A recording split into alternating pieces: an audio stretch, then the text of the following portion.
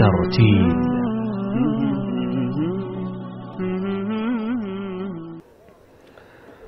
قل للمؤمنين يغضوا من أبصارهم ويحفظوا فروجهم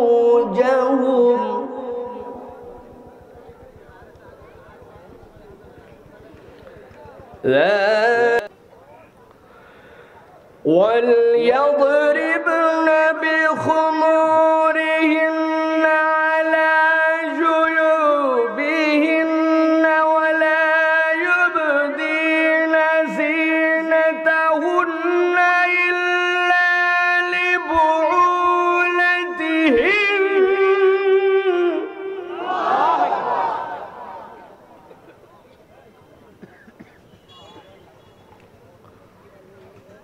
وقال الله سبحانه وتعالى آمرا ومخبرا إن الله وملائكته يصلون على النبي يا أيها الذين آمنوا صلوا عليه وسلموا تسليما اللهم صل على محمد وعلى آل محمد كما صليت على إبراهيم وعلى آل إبراهيم إنك حميد مجيد اللهم بارك على محمد وعلى آل محمد كما باركت على إبراهيم وعلى آل إبراهيم إنك حميد مجيد الحمد لله দয়াবান মেহেরবান মাহবুদ আল্লাহ রাব্বুল আলামিনের শুকরগুজার হচ্ছি যে আল্লাহ রাব্বুল আলামিন আমাদেরকে বাংলাদেশের অন্যতম ঐতিহ্যবাহী জেলা নড়াইলের লোহাগাড়ার লাহুরিয়া ইউনিয়নের এই 3 দিন ব্যাপী অষ্টম বার্ষিক ঐতিহাসিক তাফসীরুল কোরআন মাহফিলের আজকের এই মধ্য রজনীতে দ্বিতীয় দিবসে আমাদেরকে হাজির করেছেন, আমাদেরকে সুস্থতার সাথে আসার বসার তৌফিক, যোগ্যতা, মন মানসিকতা, পরিবেশ পরিস্থিতি দান করেছেন সেই রব্বুল আলামিনের কাছে সর্বাগ্রে কৃতজ্ঞ হচ্ছি। সকলে পড়ছি আলহামদুলিল্লাহ। আজকের মাহফিলের সম্মানিত সুযোগ্য প্রধান অতিথি মহোদয় আমাদের মাঝে এসে উপস্থিত হয়েছেন।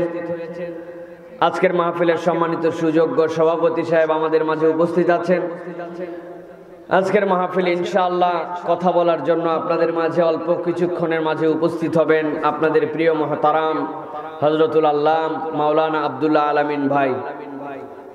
তার পূর্বে আল্লাহ রাব্বুল আলামিন যদি আমাদেরকে তৌফিক দেন ইনশাআল্লাহ আমরা কিছু কথাবার্তা কোরআন সুন্নাহর আলোকে শুনবো, যেই কথাগুলো শুনলে আল্লাহ রাব্বুল আলামিন আমাদের জন্য দুনিয়াবী জিন্দেগিতে উপকার এবং এই আমলের নিয়তে শুনে আমল করার মাধ্যমে পরকালীন জিন্দেগিতে মুক্তি লাভ করতে পারি, সেই রকম কিছু কথাবার্তা শোনা, বলা এবং আমল করার নিয়তে বসার মন মানসিকতা দান করেন যেন সকলে বলি আল্লাহুম্মা আমিন।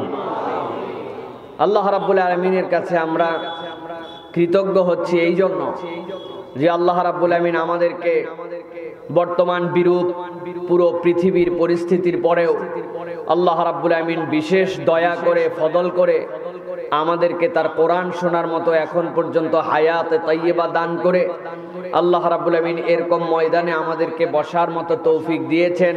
এই জন্য আল্লাহর কাছে আমরা তাঁরই শেখানো বাক্যে কালিমাতুশ শুকর আদায় করি। সকলে আনন্দ চিত্তে বুলন্দ আওয়াজে জবানকে ছেড়ে দিয়ে আল্লাহর খুশির নিমিত্তে সকলে পড়ছি আলহামদুলিল্লাহ। সর্বপ্রথম দরুদ এবং সালাম একই সাথে আল্লাহ রাসূল সাল্লাল্লাহু আলাইহি ওয়াসাল্লামের প্রতিও আমরা প্রেরণ করি। সকলে পড়ি সাল্লাল্লাহু আলাইহি ওয়াসাল্লাম। প্রিয় ভাইয়েরা, আমি সামান্য কিছু কথাবার্তা আপনাদের কাছে বলেই নির্ধারিত বিষয়ে কিছু কথাবার্তা আল্লাহ রাব্বুল আলামিন তৌফিক দিলে বলার চেষ্টা করব। তবে তার আগে আপনাদের কাছে জিজ্ঞাসা করতে চাই, আজকে যে এই যে হাজার হাজার মানুষের যে আয়োজন, আজকে যে এই যে জমায়েত কোরআনের আজকের এই মাহফিল, এই মাহফিলে আসতে পেরে আপনারা কি খুশি না বেজার? কম না বেশি? যে খুশি হলেন, যে বেশি জানালেন, এই খুশি আর এই বেশি এইটা কি বুঝে না না বুঝে? বুঝে। আপনাদের সাথে আমার একটা বুঝ শেয়ার করতে হবে, আপনাদের সাথে আমার একটা বুঝ আজকে শেয়ার করতে হবে। এই বুঝ শেয়ার করলে আমরা বুঝতে পারবো যে আমরা আজকের যে মাহফিলে এসেছি এইটা কি আমরা বুঝে খুশি না না বুঝে খুশি? আমরা অধিকাংশই না বুঝে খুশি। খুশি হওয়া লাগবে তাই খুশি, কিন্তু কেন বুঝটা কি এটা আপনাদের কাছে একটু শেয়ার করতে চাই। আমি বহু মাহফিলে এই সিজনে, বহু মাহফিলে 4 মাস মাহফিল আপনাদের কাছে জিজ্ঞাসা বরাবর করে যাচ্ছি 3টা প্রশ্ন। আপনাদের কাছেও জিজ্ঞাসা করি এই 3টা প্রশ্ন। আশা করি আপনারা নড়াইলের শিক্ষিত জনপদের মানুষ হিসাবে উত্তর দিতে পারবেন।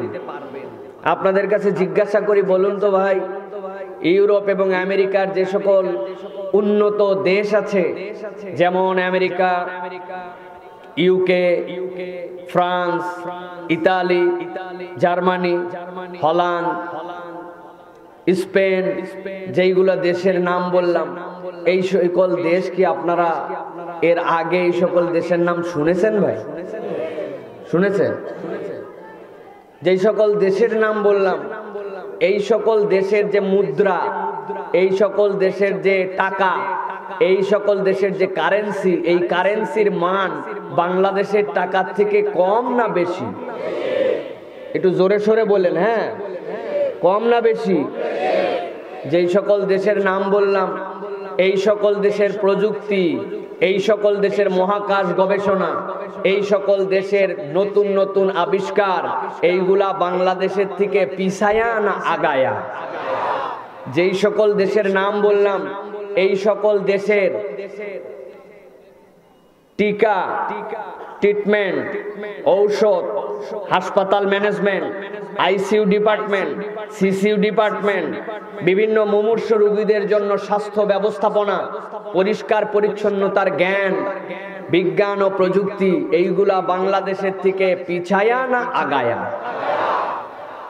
তাহলে আপনারাই স্বীকার করেছেন এই সকল দেশ টাকা পয়সায় আগায়া, বিদ্যা বুদ্ধি প্রযুক্তি জ্ঞানে আগায়া, টিকা ট্রিটমেন্ট ঔষধ হসপিটাল ম্যানেজমেন্টে আগায়া।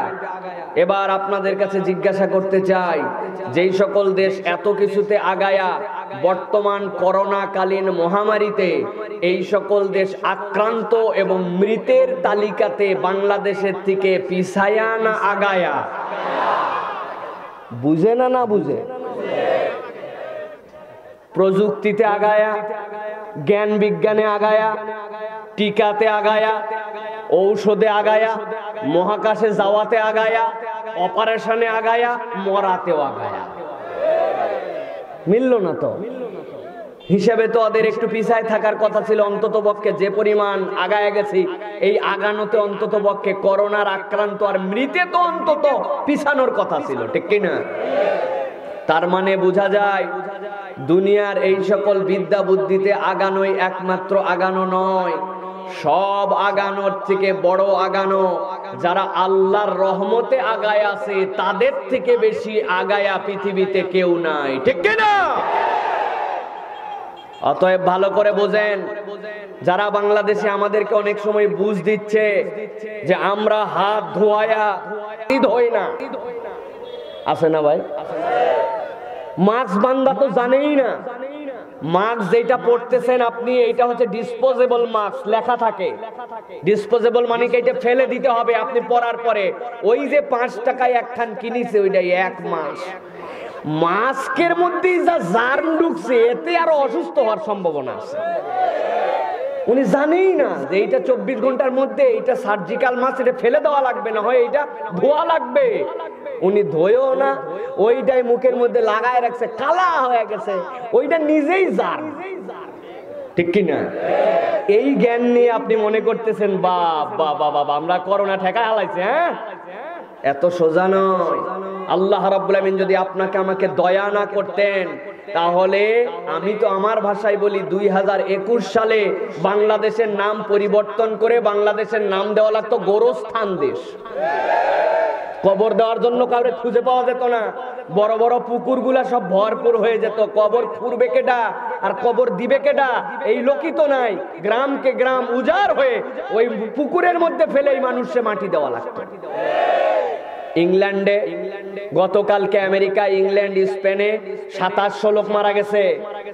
আমাদের কাছে ফোন করছে, হুজুর দোয়া করেন। আমার এক রিলেটিভ মারা গেছে ইংল্যান্ডে, ফোন করছে যে আমরা তাকে কবর দিতে চাই।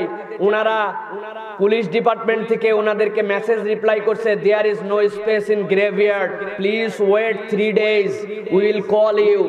আপনারা যে গোরস্থানে দাফন করতে চান, মুসলমানের গোরস্থানে জায়গা নাই, শিডিউল নাই, 3 দিন অপেক্ষা করেন, এরপরে আমরা আপনারে জানাবো। একটু ঠান্ডা মাথায় চিন্তা করেন। ওইগুলা দেশের জনসংখ্যা কম, দেশ আমাদের থেকে বড়, ম্যানেজমেন্ট ভালো, তারপরেও তারা গোরস্থানে জায়গা পাচ্ছে না। আল্লাহ যদি আপনাকে আমাকে দয়া না করতেন, আমি বলি বাংলাদেশিরা আল্লাহর দয়াতে এখন জান্নাতের মধ্যে আছে, ঠিক কিনা? 3 জন একত্রিত যদি হয়, কথা শুনলে ভালো, না শুনলে পুলিশ ধরে নিয়ে যাবে। প্রয়োজনে 2-1টা দেশ আছে পিটাইতে বলছে, প্রয়োজনে গুলি করতে বলছে হাঁটুর নিচে, যে 3 জন তোমরা একত্রিত হইছো কেন? আর আপনারা লাখ মানুষ বসে আছেন।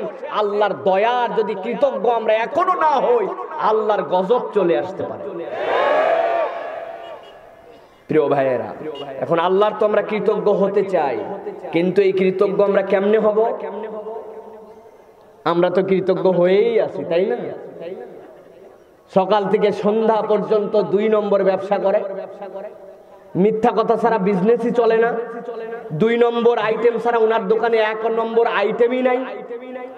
সকাল 11টায় দোকানে কাস্টমার আসার পরেও বিক্রির স্বার্থে বলে আপনি আমার বোনের কাস্টমার, আসলে ওই লোক হচ্ছে 11 নম্বর। বিকালবেলা চেনে না জানে না, পাম্পট্টি দিয়ে বলতেছে আপনার মতো পরিচিত মানুষ পেলাম বলে আপনাকে কেনা দামে দিলাম, এই কথা বলে ওর সাথেও 400-500 টাকার মুনাফাখরি করে।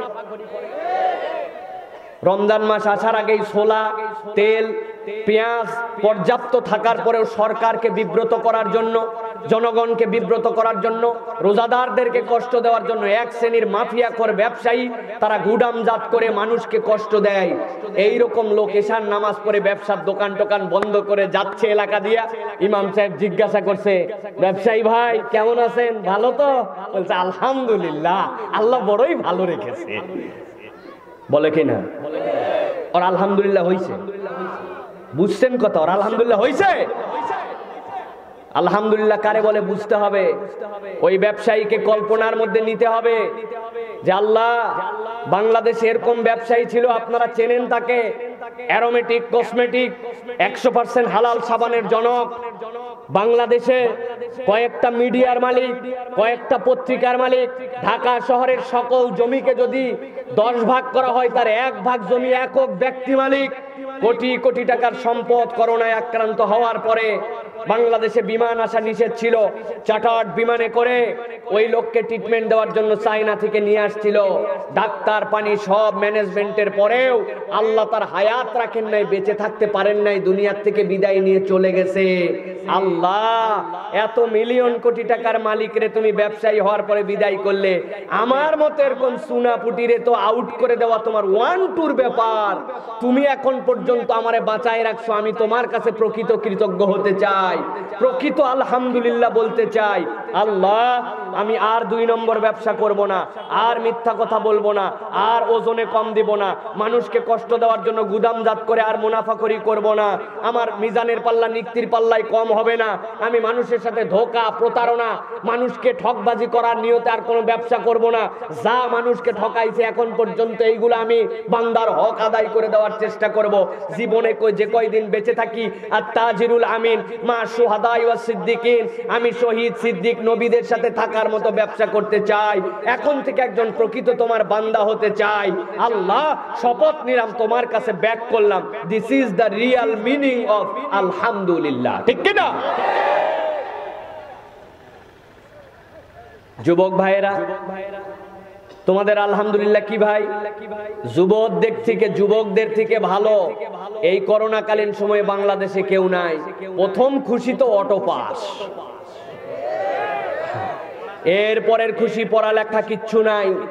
3 নম্বর খুশি বাপের হোটেলে খাই, ইচ্ছা মতো মোবাইলে টাকা উঠাই, মেগাবাইট কিনি, ডানে ঠেলি বামে ঠেলি উপরে ঠেলি নিচে ঠেলি। হুজুর আমাদের থেকে ভালো কেউ নাই আলহামদুলিল্লাহ, তাই না ভাই?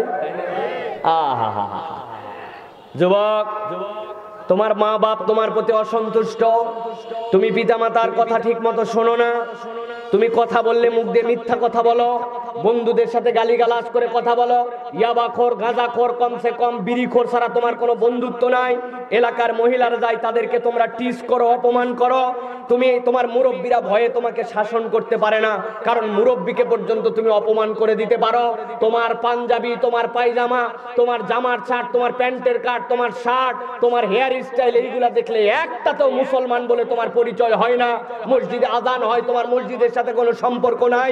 নামাজ রোজা আল্লাহ রসুল ইসলাম এর সাথে তোমার ন্যূনতম কোনো পরিবেশ নাই। তোমার ঠাট বাট চলাফেরা দেখলে মনে হয় কি বোধহয় সে হয়ে গেছে। এইরকম আচরণকারী একজন তারপরে আবার বলে আলহামদুলিল্লাহ ভালো আছি। আপনার আলহামদুলিল্লাহ প্রিয় যুবক ভাই হয় নাই। আপনার আলহামদুলিল্লাহ কি? আপনার আলহামদুলিল্লাহ বুঝে নেন। আপনার আলহামদুলিল্লাহ আল্লাহর কাছে যদি ব্যাক করতে চান বলতে হবে ইউরোপ আমেরিকার দেশগুলো এত আগানোর পরেও অনেক যুবক আজকে দুনিয়ার থেকে হারায় গেছে। আমাদের মতো এরকম ইয়াং বয়সে আল্লাহ সেখানে আমার মতো এরকম সুনা ফুটিরে তুমি বাঁচায় রাখছো। রব্বুল আমিন কিসের ফুটানি আর কিসের কে? আমি শপথ নিতে চাই তোমার কাছে, প্রকৃত আলহামদুলিল্লাহ বলতে চাই। আমি আজকের থেকে শপথ নিলাম আমার জবান থাকবে মিথ্যা থাকবে না, জবান থাকবে গালি থাকবে না। পিতামাতা আমার থেকে শিক্ষিত হোক অশিক্ষিত হোক, আমি কখনো বাপ মায়ের উপরে ঝাড়ি দিয়ে অন্যায্যভাবে তাদের সাথে কোনো কথাবার্তা বলবো না, তাদের সাথে বেয়াদবি করব না, মুরব্বীদের সাথে খারাপ আচরণ করব না। মসজিদে আজান হবে, আমাকে মসজিদ ছাড়া অন্য কোথাও পাওয়া যাবে না। এখন থেকে টাকনুর নিচে আর কাপড় পরবো না, চুলের কাট পোশাক এইটা দেখলে একজন আদর্শ মুসলিম যুবক মনে হবে। এইরকম মন মেন্টালিটি নিয়ে চলবো। মোবাইল থাকবে, কোনো গুনার জিনিস থাকবে না, কোনো হারাম জিনিস থাকবে না, আমার চোখ দিয়ে হারাম দেখবো না। এলাকার মেয়েদেরকে নিরাপত্তা দাতা হব, বরং তাদেরকে টিস্কারি হব না। গাজা খরিয়া বা তো দূরের কথা, কোনো বিড়ি খোরের সাথে আমার বন্ধুত্ব থাকবে না। আল্লাহ রসুল ইসলাম যেখানে আমার সম্পর্ক এখন থেকে সেখানে হবে। এইটাই হচ্ছে একজন যুবকের জন্য এই করোনাকালীন সময়ে প্রকৃত আলহামদুলিল্লাহ, ঠিক না? কিসের আলহামদুলিল্লাহ বলতেছেন? আমি তো বলে থাকি অনেক জায়গায়, আপনাদের এই নড়াইলের এই যে আপনাদের যেই জায়গায় মাহফিল হচ্ছে এর আশপাশে যে বাজার আছে, বাজারে যায় খবর নেবেন। শ্রী শ্রী রাধা গোবিন্দ, উনাকে জিজ্ঞাসা করবেন দাদা কেমন আছেন? মুসলমানের সাথে থাকতে থাকতে ওই রাধা গোবিন্দ বলে আলহামদুলিল্লাহ। আছে না ভাই? শ্রী শ্রী হরপদ ঠাকুর, এই দাদা তুই কি কালেমা শরীফ জানিস নাকি? বলে ছোটবেলায় মুখস্থ করছি লা ইলাহা ইল্লাল্লাহু মুহাম্মাদুর রাসূলুল্লাহ। রাধা গোবিন্দর হায়ের উচ্চারণ শুনলে মনে হয় ছোটবেলা বোধহয় নুরানি মাদ্রাসায় পড়ছে। আলহামদুলিল্লাহ আর লা ইলাহা ইল্লাল্লাহ বলা যদি এতই সস্তার, এতেই যদি হয়ে যেত তাইলে তো হিন্দুরাও পাস, ঠিক কিনা?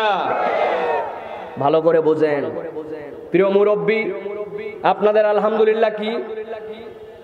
মুরব্বীরা তো আছে পুরা মুডে, শেষ বয়স হয়ে গেছে, একটু দাড়ি ছেড়ে দিছে, লম্বা জামা ধরছে, পান খাওয়াতেও আগের থেকে বেশি জোর দিছে। আসরের নামাজ পড়ে খিলাল করতে করতে চায়ের দোকানে বসে বলল। ডান পাশে বসছে উনার দোকানের গিবত কমিটির সভাপতি, বামে বসছে সেক্রেটারি, উনি হচ্ছে ক্যাশিয়ার।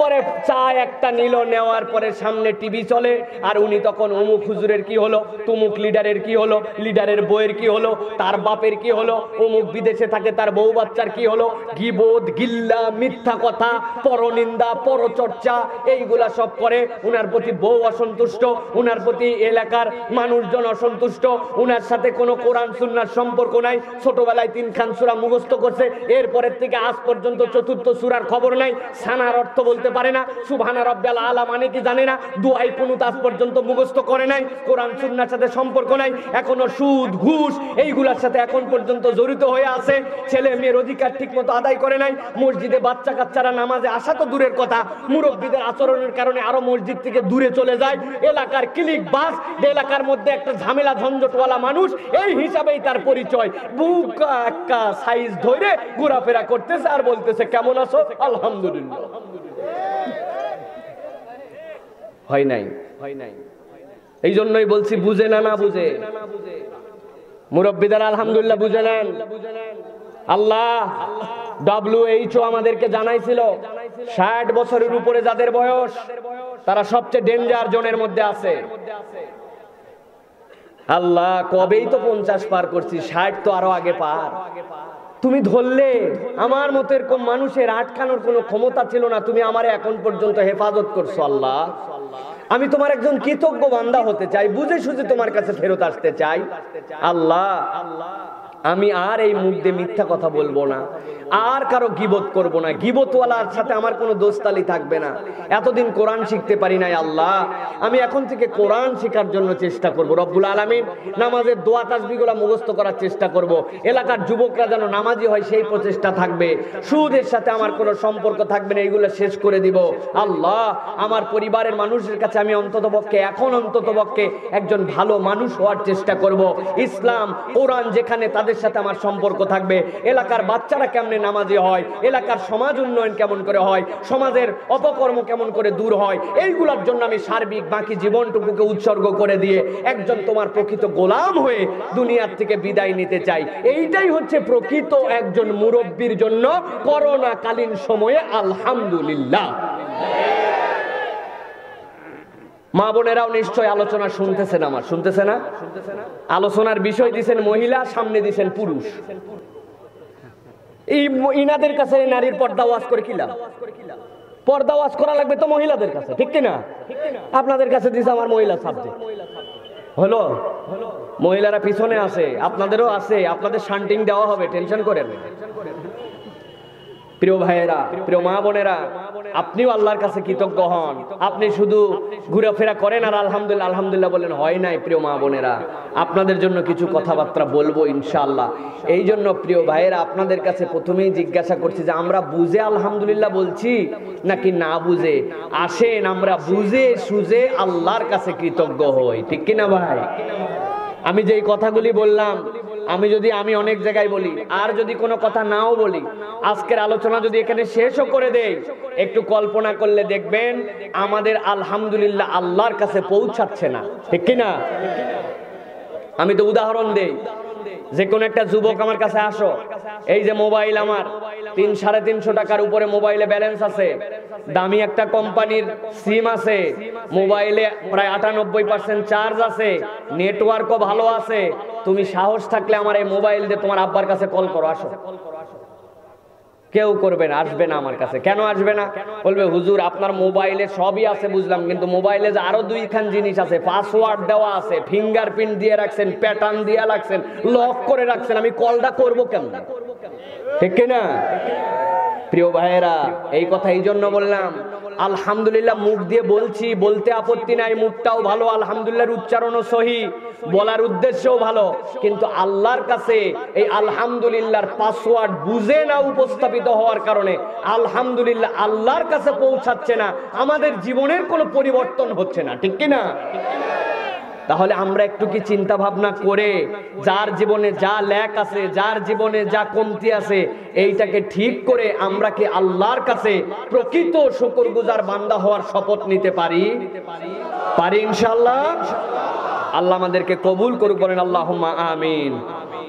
প্রিয় ভাইয়েরা, আজকে আমাদের কাছে আলোচ্য যে বিষয় দেয়া হয়েছে সেটি হচ্ছে নারীর পর্দা। ইসলামী শরীয়তে অত্যন্ত দামি একটা বিষয় নারীর পর্দা, কিন্তু নারীদের জন্য আলাদা করে এই ওয়াজ করা ভালো।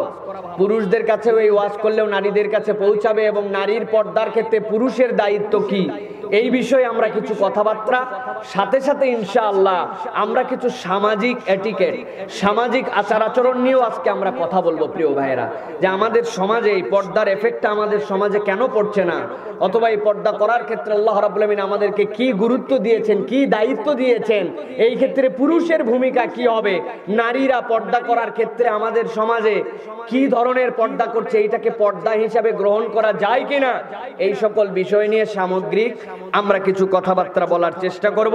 আল্লাহ রাব্বুল আমিন যেন আমাদেরকে তৌফিক দান করেন, বলেন আল্লাহুম্মা আমিন। প্রিয় ভাইয়েরা, পবিত্র কুরআনুল কারীমের সূরা নূরের দুটো আয়াতে কারিমা আপনাদের কাছে তেলাওয়াত করেছি। সূরা নূরের 30 নম্বর আয়াত আর 31 নম্বর আয়াতের কিয়দাংশ আপনাদের কাছে তেলাওয়াত করেছি। এই আয়াতে কারিমার আলোকে আমরা বুঝতে পারি আল্লাহ রাব্বুল আলামিন তাবৎ পৃথিবীর মানুষের জন্য, যারা বিশেষ করে ঈমান আনবে, ঈমানদারদের জন্য যে সকল ফরজিয়াত দায়িত্ব দিয়েছেন, এই ফরজগুলোর মধ্যে আল্লাহ রাব্বুল আলামিন যে ফরজটিকে মেয়েদের জন্য অত্যন্ত দামি এবং গুরুত্বপূর্ণ করেছেন, সেটি হচ্ছে মেয়েদেরকে তাদের নির্ধারিত ড্রেস কোড, ড্রেস ম্যানার, এইটা মেনে আল্লাহ রাব্বুল আলামিন চলার নির্দেশ দিয়েছেন। যারা ড্রেস কোড, ড্রেস ম্যানার এইটা মানবে না, তারা প্রকাশ্যভাবে শরীয়তে আল্লাহ রাব্বুল আলামিনের নির্দেশনার খেলাফ করে একটা কবিরা গুনার মধ্যে অনবরত লিপ্ত থাকবে। পৃথিবীতে গুনার ধরন দুই ধরন, একটা গুনাহ হচ্ছে কন্টিনিউ প্রসেসে আমাদের জীবনে হতেই থাকে, আরেকটা গুনার ধরন হচ্ছে যখন করা হয় করা পর্যন্ত, এরপরে নাই নাই। যেরকম আপনার কাছে কেউ একজন এসে একটা কথা বলল, আপনি সেই কথাটার এগেইনস্টে আপনি একটা মিথ্যা কথা বললেন। এখন আপনাদের কাছে আমি জিজ্ঞাসা করতে চাই, মিথ্যা কথা বলা ছোট গুনাহ না বড় গুনাহ? সবাই শুনতে পাচ্ছেন কথা? সবাই শুনতে পাইলে সবার মুখ দিয়ে উত্তর দিতে হবে। মিথ্যা কথা বলা ছোট গুনাহ না বড় গুনাহ? বড় গুনাহ। এখন আপনি মিথ্যা একটা কথা বললেন, কথা বলা শেষ, মিথ্যা বলার গুনাহটা আপনার অ্যাকাউন্টের মধ্যে লেখা হয়ে গেছে। আবার যদি নেক্সটে একটা মিথ্যা কথা বলেন, তখন আপনার আবার একটা গুনাহ লেখা হবে। এর মধ্যে এই গুনাহটা লেখার পরে গুনাহ স্থগিত, আপনার লেখা শেষ। কিন্তু এমন কতগুলা গুনাহ আপনার আমার জীবনে আছে, এমন কতগুলা অপরাধ আপনার আমার জীবনে আছে, যেই গুনাহগুলি আপনার আমার আমলনামায় কন্টিনিউ, যতক্ষণ না ওখান থেকে সরে আসতেছে, কন্টিনিউ গুনাহ গুনাহ গুনাহ গুনাহ গুনাহ গুনাহ গুনাহ গুনাহ গুনাহ লেখাই চলতেছে।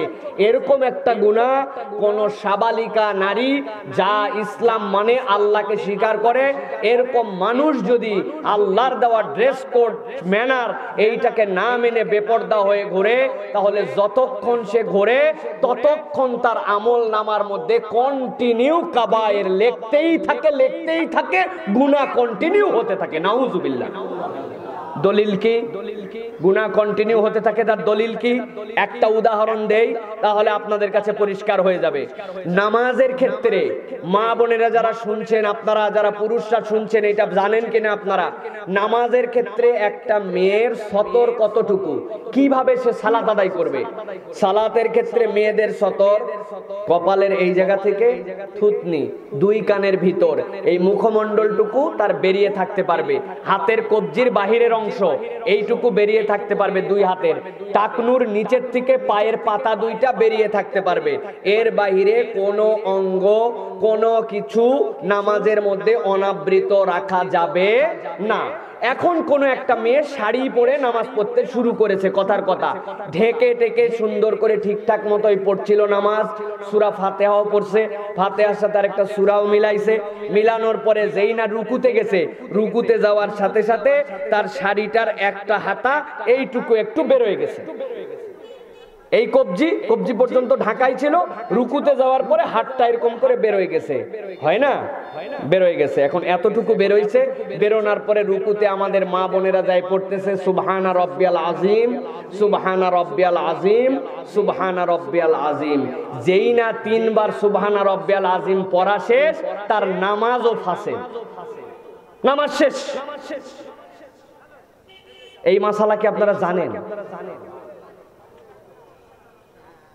কোন ফরজ আল্লাহর নির্দেশ যতটুক পর্যন্ত ঢেকে রাখতে হবে, ওই ঢেকে রাখা অঙ্গ যদি 3 তাসবিহ পরিমাণ সতর অনাবৃত থাকে, ওই মহিলার নামাজ নষ্ট হয়ে যাবে যদি এই মাসলা জানা থাকে।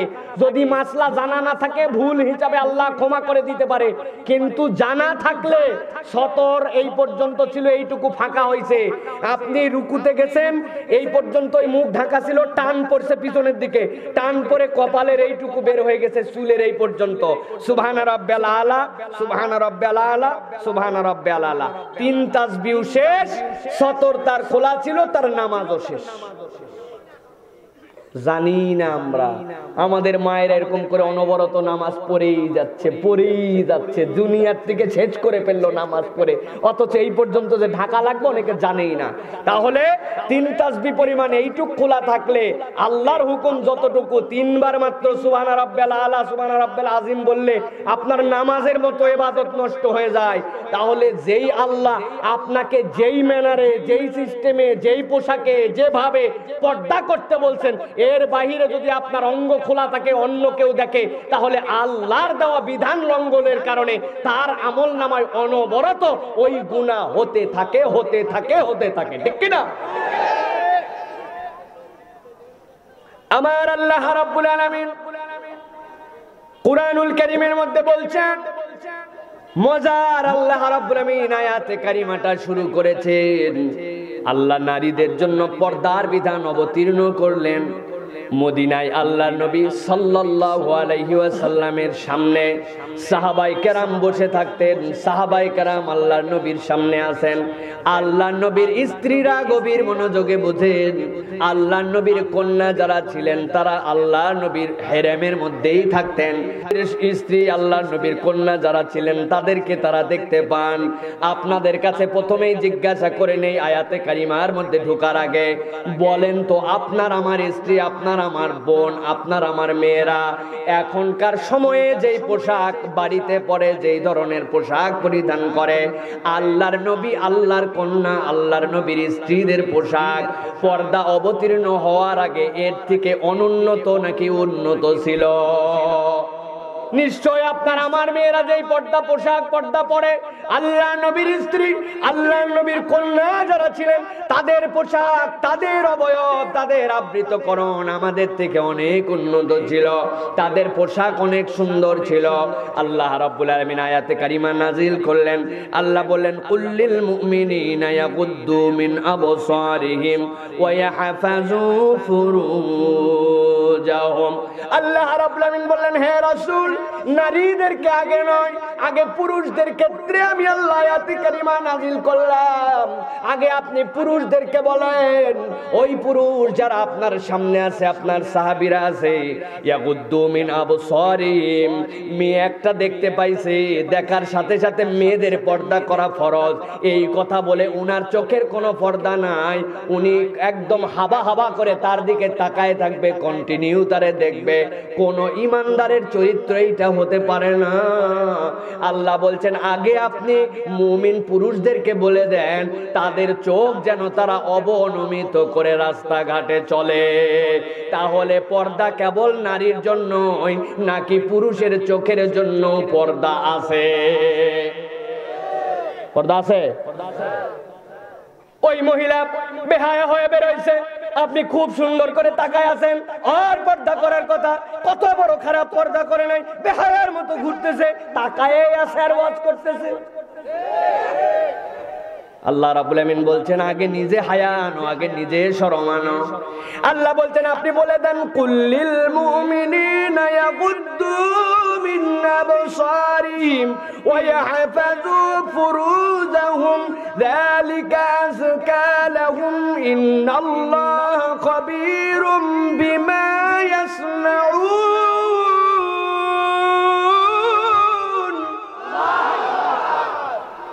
ও দুনিয়ার পুরুষেরা, দুনিয়ার মুমিনেরা, আমি আল্লাহ আগে তোমাদের জন্য বললাম, তোমরা তোমাদের চোখগুলোকে অবনমিত করো। হযরতে সাইয়্যিদিনা আলী রাদিয়াল্লাহু তাআলা আনহু থেকে হাদিস এসেছে, হযরতে আলী বলছেন তোমার প্রথম দৃষ্টি, বুখারীরও একটা হাদিসের মধ্যে আসছে, তোমার প্রথম দৃষ্টিকে আল্লাহ রাব্বুল আমিন মাফ করে দিবেন, কিন্তু বান্দা জেনে রাখো তোমার ওই প্রথম দৃষ্টি পড়ার পরে চোখ ফেরানোর পরে যদি ওই মহিলা ল্যাংটাও হয়ে যায়, আল্লাহর হুকুম পুরা অমান্য করেও যায়, কিন্তু তুমি যদি দ্বিতীয় দৃষ্টিটা আবার তার দিকে তাকাও, তার গুনাহ তো তার আমলনামায়, কিন্তু দ্বিতীয়বার তাকানোর কারণে আল্লাহর হুকুম অমান্য করার কারণে তোমার আমলনামাতেও কিন্তু একটা গুনাহ লেখা হবে, ঠিক কি না? আল্লাহ রাব্বুল আমিন এরপরে বলছেন কেবলমাত্র চোখকে হেফাজত নয়, ওয়াহফাজু ফুরুজাহুম, প্রত্যেকটা পুরুষের জন্য আমি আল্লাহ রাব্বুল আমিন বললাম তারা যেন তাদের লজ্জাস্থানকে হেফাজত করে, তারা যেন তাদের লজ্জা বোধটাকে জাগ্রত করে। ইয়াহফাজু ফুরুজাহুম, ইয়াহফাজু ফুরুজাহুমের তাফসীরের মধ্যে বুখারীর মধ্যে দুইটা হাদিস এসেছে, মুসলিমের মধ্যে দুইটা হাদিস এসেছে।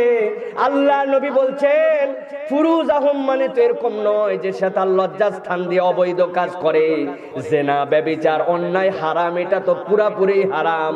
ওয়াহফাজু ফুরুজাহুম মানে আল্লাহ নবী বলছেন একজন পুরুষের জন্য নাভির উপর থেকে এই হাঁটুর নিচ পর্যন্ত তার স্ত্রী ছাড়া সকলের কাছে ঢাকায় রাখাকে আমি রাসূলুল্লাহ সাল্লাল্লাহু আলাইহি ওয়াসাল্লাম আল্লাহর পক্ষ থেকে জেনে তোমাদেরকে নির্দেশ দিয়ে দিলাম। তাহলে পুরুষের সতর হচ্ছে নাভির উপর থেকে হাঁটুর নিচ পর্যন্ত, এইটা হচ্ছে যারা নামাজি, আর এইটা হচ্ছে যারা সমাজের মধ্যে ভালো ভালো অবস্থানে থাকবে, অফিসার তাদের জন্য। আর যারা কৃষক হবে, যারা চাষা হবে, যারা মাঠের মধ্যে কাজ করবে, যারা শ্রমিক হবে, তাদের সতর হচ্ছে কাঁচা দিয়া থাকা পর্যন্ত, তাই না? আমি মাঠে কাজ করি, ধান লাগাচ্ছি, অতএব আমার জন্য মাল কাচ্চা দেওয়া জায়েজ আছে, আছে না? ভালো করে বুঝে নেন, আমার নবী সাল্লাল্লাহু আলাইহি ওয়াসাল্লাম বসে আছেন মসজিদে নববীর সামনে। আল্লাহ নবী বসে অবস্থান করছেন মসজিদে নববীতে, একজন সাহাবী আল্লাহর নবীর সামনে বসে আছেন। আল্লাহর নবী নিজেও যেই ধরনের লুঙ্গি পরতেন, লুঙ্গিতে সেলাই থাকতো না, সেলাই ছাড়া যেরকম আমরা ইহরামের কাপড় পরি নিচের দিকে সেলাই ছাড়া লুঙ্গি, আল্লাহর নবী সারাটা জীবন পায়জামাওয়ালাদের প্রশংসা করেছেন, সালোয়ারকে উত্তম পোশাক বলেছেন, কিন্তু আল্লাহর নবী তার পুরো জীবনে কখনোই সেলাইযুক্ত লুঙ্গি পরেন নাই, লুঙ্গি পরতেন আল্লাহর নবী। একজন সাহাবী বসে আছেন, তার সব ঢাকা, একটা রানের একটা অংশ থেকে একটুখানি বেরিয়ে আছে, হাঁটুর উপর থেকে এতটুকু বেরিয়ে আছে। আল্লাহর নবী এসে আদরের সাহাবীকে বকা দিয়ে বললেন, ও আমার সাহাবী, তুমি কি জানো না আল্লাহর পক্ষ থেকে রানের এই অংশটুকুকে ঢেকে রাখাকে ফরজ করা হয়েছে? তাহলে আমরা যারা পুরুষ, আমরা যারা পুরুষের দায়িত্বশীল, আমরা ইমানদার, আমরা আমাদের স্ত্রী ছাড়া কারোর সামনেই নাভির নিচে আর এই হাঁটুর নিচে এই পর্যন্ত অংশটুকুকে অবমুক্ত করতে পারি না। সেইটা ওই খেজুরের রস নামানোর অজুহাতে, সেইটা আপনার মাছ ধরার অজুহাতে, আর মাঠের মধ্যে ধান লাগানোর অজুহাতে, কোনো অজুহাতে আল্লাহর কাছে সেইটা গ্রহণযোগ্য হবে না। কিন্তু আমাদের সমাজে এইরকম মালকাচ্চা দেওয়া লোক আছে কিনা? জীবনে মালকাচ্চা দেননি কে? হুজুর সহ যদি একজনের হাত তুলতে বলা হয় পারবেন? ঠেলা আছে। আমি হুজুরও মালকাচ্চা দিছি, উপায় নাই, দেখছি যে তখন ছোট মানুষ ছিলাম, অবশ্য বড় হয়ে আর দেই নাই। কাঁঠাল একটা পাইকে গেছে, কে কার আগে উঠে ছোট ছোট কাঁঠাল এটা খাইতে পারে, শার্ট করে লুঙ্গিতে মাল কাজ দেই, একদম আমি তো চিকন মানুষ, দেখতে পাচ্ছেন, লাভ দিয়ে উঠে যায়, সবার আগে কাঁঠাল নামায় বলছে। এখন কাঁঠাল নামানোর স্বার্থে মাল কাচ্চা দেওয়া তো জায়েজ, জায়েজ নাই না? এই জন্য আমার আল্লাহ রাব্বুল আমিন বলছেন, ভালো করে বুঝে নেন আগে পুরুষের অংশটুকু। আল্লাহ বলছেন ওয়াহফাজু ফুরুজাহুম, তারা যেন তাদের লজ্জাস্থানকে হেফাজত করে। তাহলে এইটা মনে করবেন, আজকের থেকে জেনে নেবেন, প্রয়োজনে আপনি প্যান্ট বানান, প্রয়োজনে আপনি 3/4 বানান, আপনি কেনেন, আপনি এই নাভির উপর থেকে আপনার হাঁটুর নিচ পর্যন্ত মাঠে আপনি ধান লাগাতে যান, আপনি জমি জমার কাজ করতে যান, আপনি পাওয়ার টিলার চালাতে যান, ওই সময় যদি আপনি লুঙ্গি পরে যান, সেইটা আটকায় যে আপনাকে বিপদের মধ্যে ফেলতে পারে। আল্লাহর হুকুম মানার জন্য আপনাকে প্রয়োজনে এই পর্যন্ত প্যান্ট বানায় নিতে হবে, পায়জামাকে কেটে আপনাকে এই পর্যন্ত করতে হবে, তারপরেও একজন পুরুষের নাভির উপর থেকে হাঁটুর নিচ পর্যন্ত ঢাকায় রাখতে হবে। এই নির্দেশটা আপনার আমার জন্য কে দিয়েছে? কে দিছে? আমার আল্লাহ রাব্বুল আলামিন বলছেন, যালিকা আযকা লাহুম ইন্নাল্লাহা খাবীরুম বিমা ইয়াসনাউন।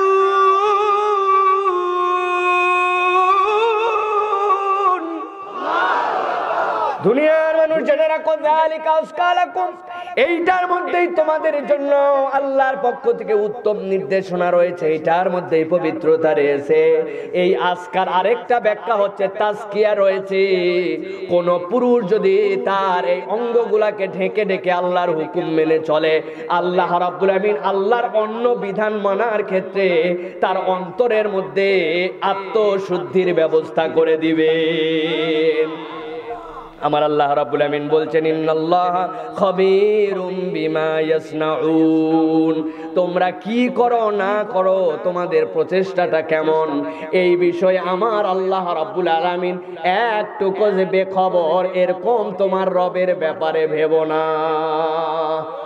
খবীরুম বিমা ইয়াসনাউন, এই আয়াতের মুখাতেবকে অনেকেই বলেছেন কুল্লিল মুমিনিনা ইয়াগুদ্দু মিন আবসারিহিম এর সাথে এইটা তাআল্লুক করা হয়েছে। এইটা যেহেতু এখানে একটা ইন্নাল্লাহ, এখানে একটা আতেফা আছে দুই আয়াতের মধ্যে। কেন এই কথা বলা হচ্ছে?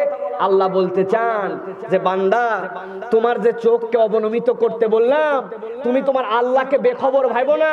তুমি সুন্দর সানগ্লাস পরে যদি মনে করো যে কেউ তো দুনিয়ার দেখতে পাচ্ছে না, এখন অন্তত দেখা যেতে পারে, হতে পারে না? যখন কেউ আছে সামনে তখন আমি খুব মুত্তাকি, সামনে নিচু, আর যখন কেউ নাই তখন আমি ড্যাব ড্যাব করে তাকায় থাকি। এই যদি ইমানদারের চরিত্র হয়, আল্লাহ বলছেন ওই ইমানদারদেরকে রসুল আপনি বলে রাখেন, তোমার আল্লাহ কিন্তু তুমি কি করতেছো না করতেছো এ বিষয়ে যথেষ্ট খবর রাখেন, ঠিক কিনা? তাহলে আমরা যে আমলটাই করি, আল্লাহর যে নির্দেশটা পালন করি, এই নির্দেশটা আল্লাহ রাব্বুল আলামিনকে ভয় করে, আল্লাহ রাব্বুল আলামিন যে দেখছেন এই আল্লাহকে টার্গেট করে আমার কাজগুলি করতে হবে, ঠিক কিনা? আল্লাহকে যদি টার্গেট করে না কাজ করি আর নিজেদেরকে যদি অতি বুদ্ধিমান ভাবি, তাহলে আল্লাহ রাব্বুল আলামিনের কাছে কিন্তু আমাদেরকে ধরা খেতে হবে। কারণ আল্লাহ রাব্বুল আলামিনের কাছে ওই দিন যাওয়ার পরে একটা হিসাব আল্লাহ রাব্বুল আলামিনের নিয়ন্ত্রণের বাহিরে থাকবে না। আল্লাহ রাব্বুল আমিন কোরআনুল কারীমের মধ্যে বলেছেন সেই কথা। আমি অন্যদিকে আলোচনা যাব না, একটু করে হিন্টস দিয়ে রাখি যাতে আপনাদের কাছে মনে থাকে। এই যে ক্যামেরাম্যানদের উপরে একটু আগে আপনারা খেপে গেছিলেন না? হ্যাঁ, ক্যামেরা সেট করতেছো কেন, এ করতে, ক্যামেরাম্যানদের উপর আপনাদের একটু রাগ আছে, এটা আমি বুঝতে পারি। এটা রাগ না, এটা হচ্ছে আপনাদের একটা ফ্যাশন। এটা একটা ফ্যাশন হয়ে দাঁড়াইছে, মানে আপনি কিছু বলতে পারতেছেন না, এখন এটা বলার সুযোগ পাইছেন। ওরা তো বসবে, কিন্তু ওদের তো একজন আলোচক উঠলে তাদেরকে ওই ক্যামেরাটা বক্তার মুখ বরাবর লেন্সটা ফোকাস করে রেডি করে তারপরে তো বসা লাগবে। আপনার আসার আগে থেকে কি আপনাদের সামনে কত লোক আছেন? 50,000। এখন আরো লোক হয়তো বাড়বে, লোক ভরে যাবে আপনাদের। কিন্তু আপনারা এটাও চিন্তা করেন যে এদের এই দাওয়াতে আজকে যে আলোচনাটা হচ্ছে, ইনশাআল্লাহ আগামীকালকে সকালে বা আগামী 24 ঘন্টার মধ্যে সারা পৃথিবীর বাংলা ভাষাভাষীর কাছে এই আপনাদের ময়দানের এই ব্যানারের পরিচয় সহ দাওয়াতটা ছড়ায় যাবে, ঠিক কিনা? আপনি রাগ করেন কেন? সব সময় কিছু ইউটিউবার আছে এরা উল্টা পাল্টা, এরাও আস্তে আস্তে সোজা হয়ে যাচ্ছে। হুজুররা আস্তে আস্তে সোজা করতেছে।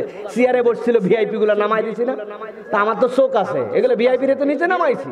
তাই বলে আপনি যে বকাবকি করবেন, এরকম চিল্লা চিল্লি করবেন, এটাও তো উচিত না। আবার কিছু ইউটিউবার উল্টা পাল্টা থাম্বনেল লাগায়, এইগুলার ভাত শেষ, পাবলিক এইগুলা খাওয়া বাদ দিয়ে দিছে। এখন বিষয় যা তাই যদি আপনি লেখেন মানুষ দেখবে, নচেত মানুষের আর সময় নাই আপনার ওই উল্টা থাম্বনেল দেখে আপনার কথা শুনবে, ঠিক কিনা? প্রিয় ভাইরা, কেন এই উদাহরণ দিলাম? ওদের কাছে আমি আজকে কেমন করে কথা বলছি, কোন জামা পরে আসছি, আমি কোন বিষয়ে কথা বলছি, কথা বলার সময় আমার মাথার মধ্যে কয়বার হাত দিছি, আমার টুপিটা কোন কালারের ছিল, সবগুলা ডকুমেন্ট আছে না ভাই? আছে, কিন্তু এলোমেলো করা যাবে না, এগুলা সব বেরিয়ে যাবে। আল্লাহ রাব্বুল আলামিন বলছেন, পৃথিবীতে আল্লাহ যত মানুষ পাঠাইছেন, এই যে এই মাথা আর এই যে এই শরীর, এই শরীরের মধ্যে এইটুকু অংশকে আপনাদের নড়াইলে কি বলে ভাই? ঘাড়, উনুক আরবিতে বলে উনুক। আল্লাহ রাব্বুল আমিন বলছেন দুনিয়াতে একটা মানুষের হাত নাই, একটা মানুষের পা নাই, একটা মানুষের চোখ নাই, একটা মানুষের হয়তোবা দেখা যাচ্ছে যে একটা কিডনি নাই, একটা মানুষের হয়তোবা একটা কান নাই, একটা হয়তোবা দেখা যাচ্ছে যে তার ঠোঁট নাই, কিন্তু দুনিয়াতে মানুষ নামে এইরকম কোন ব্যক্তি আছে নাকি যেই মানুষের শরীর আছে কিন্তু তার ঘাড় নাই? নাই এরকম? ঢাকাতে আছে তো নাকি?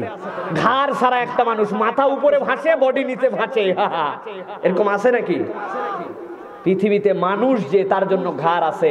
আল্লাহ রাব্বুল আমিন বলছেন আমি আল্লাহ রাব্বুল আলামিন যত ঘাড় আছে ওর মধ্যে আমি রাব্বুল আমিন একটা চিপ ঢুকাই দিয়েছি, একটা মেমোরি কার্ড ইনস্টল করে দিয়েছি। তুমি যা করো সেটা যেখানে করো, লেপের নিচে করো, একাই করো, 1000 মানুষের সামনে করো, 10 জন মিলে করো, 1000 জনের সামনে করো, শীতে করো, গরমে করো, অন্ধকারে করো, আলোতে করো, লোডশেডিং এ করো, হাই ভোল্টেজে করো, আমি আল্লাহ বলছি তুমি যা করো সবগুলা অন দা রেকর্ড তোমার কাঁধের মধ্যে আমি রব্বুল আলামিন সংরক্ষণ করি। সুবহানাল্লাহ। কিয়ামতের দিনে যাওয়ার পরে আল্লাহ রাব্বুল আমিন বলছেন এটা বের করে দিবেন, এইটা বের করে হাতের মধ্যে দিয়ে বলবেন ইকরা কিতাবাক কাফা বিনাফসিকাল ইয়াউমা আলাইকা হাসিবা। আজকে তোর হিসাব নেওয়ার জন্য তুই যথেষ্ট। আজকে হার্ড ডিস্কটা বের করে দেওয়া হয়েছে। এই যে আমাদের মোবাইল 128 জিবি মেমোরি কার্ড, ছোট্ট একটু একটা চিপ, তাই না ভাই? আগে যদি মানুষকে বলা হতো যে এই মোবাইল দিয়ে 10 ঘন্টা ভিডিও করা যাবে, পাবলিক জীবনেও বিশ্বাস করতো না, ঠিক কি না? এত বড় ক্যামেরা দিয়ে, এত বড় বড় ক্যাসেট ভিসিআর প্লেয়ারের মধ্যে দিয়ে এইটাতে 60 মিনিট পরে ক্যাসেট চেঞ্জ করা লাগে, আর বলে কি রে এর মধ্যে বলে 128 জিবি আছে। কিন্তু এখন আপনাদের কাছে যদি বলা হয় এইটা কি বিশ্বাসযোগ্য না অবিশ্বাস্য?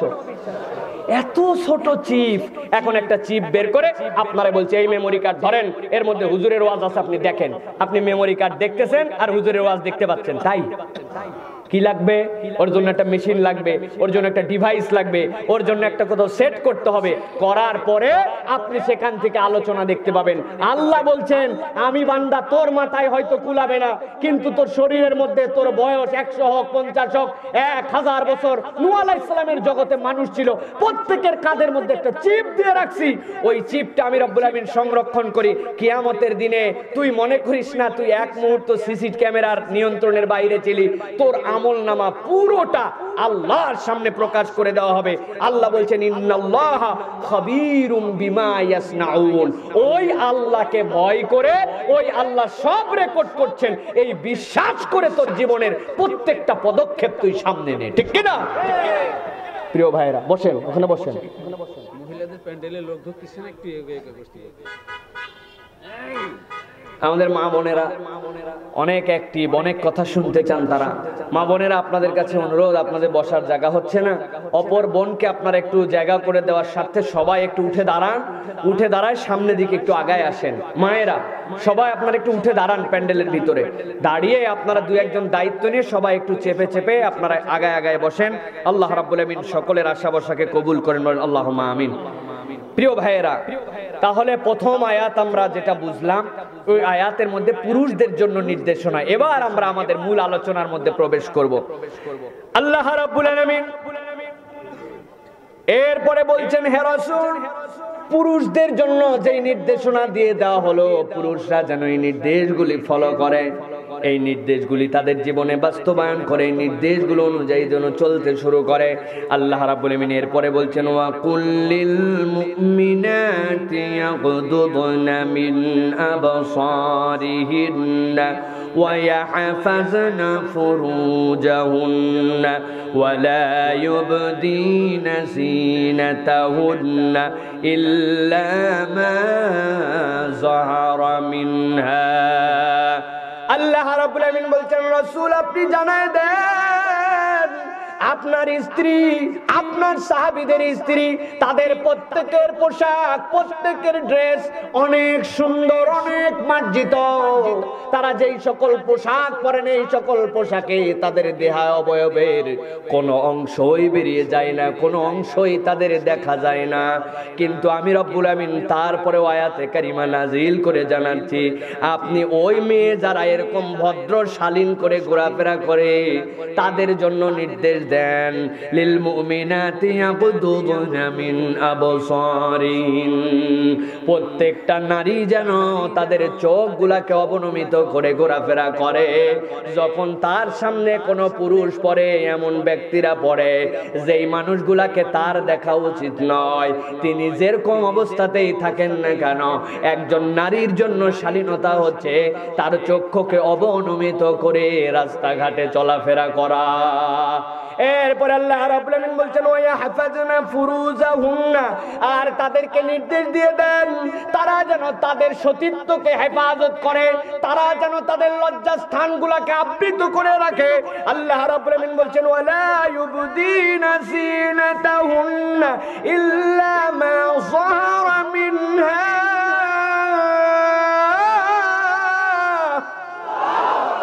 হে রাসূল আপনি তাদেরকে বলেন কেবলমাত্র তাদের সতর্কে আবৃতই কেবল নয়, বরং আমি রব্বুল আমিন তাদের জন্য বললাম ওয়ালা ইউবদিনা জিনাতাহুন্না। আল্লাহ রাব্বুল আমিন মেয়েদেরকে সৃষ্টিশীল ভাবে এমন কতকগুলা সৌন্দর্য দিয়েছেন যেই সৌন্দর্যটা পুরুষের মধ্যে নাই। রব্বুল আমিন তাদের দেহ সৌষ্ঠবকে এমন ভাবে বানিয়েছেন যেই দেহ সৌষ্ঠবটাই তাদের জন্য একটা স্বয়ং আকর্ষণীয় বিষয়। আল্লাহ বলছেন তাদেরকে বলেন চক্ষু নামাতে, তাদেরকে বলেন তারা যেন তাদের লজ্জাস্থানে হেফাজত করে, সাথে সাথে এডিশন তাদের জন্য দিয়ে দেন ওয়ালা ইউবদিনা জিনাতাহুন্না, তাদের সৌন্দর্য প্রকাশ পায় এরকম প্রকাশ করে যেন তারা রাস্তাঘাটে ঘুরে না বেড়ায়। তবে আমি আল্লাহ জানালাম ইল্লা মা যাহারা মিনহা, যেগুলা বের করে রাখার মতো হয় সেইগুলাকে আমি আল্লাহ এর আওতা বহির্ভূত করলাম। তবে যা বের করে রাখা যাবে না ওই সৌন্দর্যগুলাকে একজন ইমানদার একজন মুমিনা নারী হিসাবে আল্লাহ দায়িত্ব দিলেন সে যেন ঢেকে রাখে।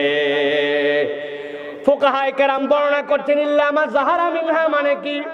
ফুকাহায়ে কেরামের বর্ণনা অনুযায়ী কেউ কেউ বলেছেন কেবল দুটো চোখ, যেহেতু চোখ যদি তার আবৃত হয়ে যায় তাইলে তো সে আর রাস্তাঘাটেই চলতে পারবে না, এই জন্য সে যেন তার চোখগুলাকে বের করে রাখতে পারে। আবার কোন ফকিহ বলেছেন ইল্লা মা যাহারা মিনহা মানে তার হাতের যেই পর্যন্ত কবজি, এই দুইটা কবজি সে বের করে রাখতে পারে, কারণ এইগুলাও যদি আবৃত করে ফেলে তাহলে সে কাজ করতে পারবে না। আবার কতকগুলা ফুকাহায়ে কেরাম কেবলমাত্র এতটুকু স্বাধীনতা দিয়েছে, কেউ যদি মনে করে যে তার চোখের সাথে সাথে তার ভুরুষ ওই অংশটুকু বের করে রাখলে সে রাস্তাঘাটে চলে অন্তত পক্ষে কমফোর্ট ফিল করবে, এতটুক পর্যন্ত বের করে রাখতে পারে।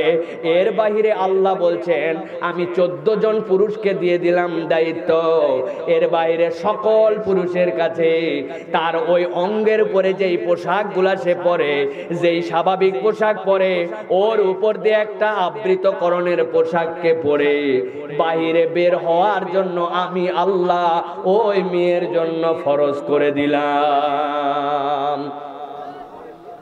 এখানে তিনটা বিষয় খুব ভালো করে মনে রাখতে হবে, খেয়াল করেন।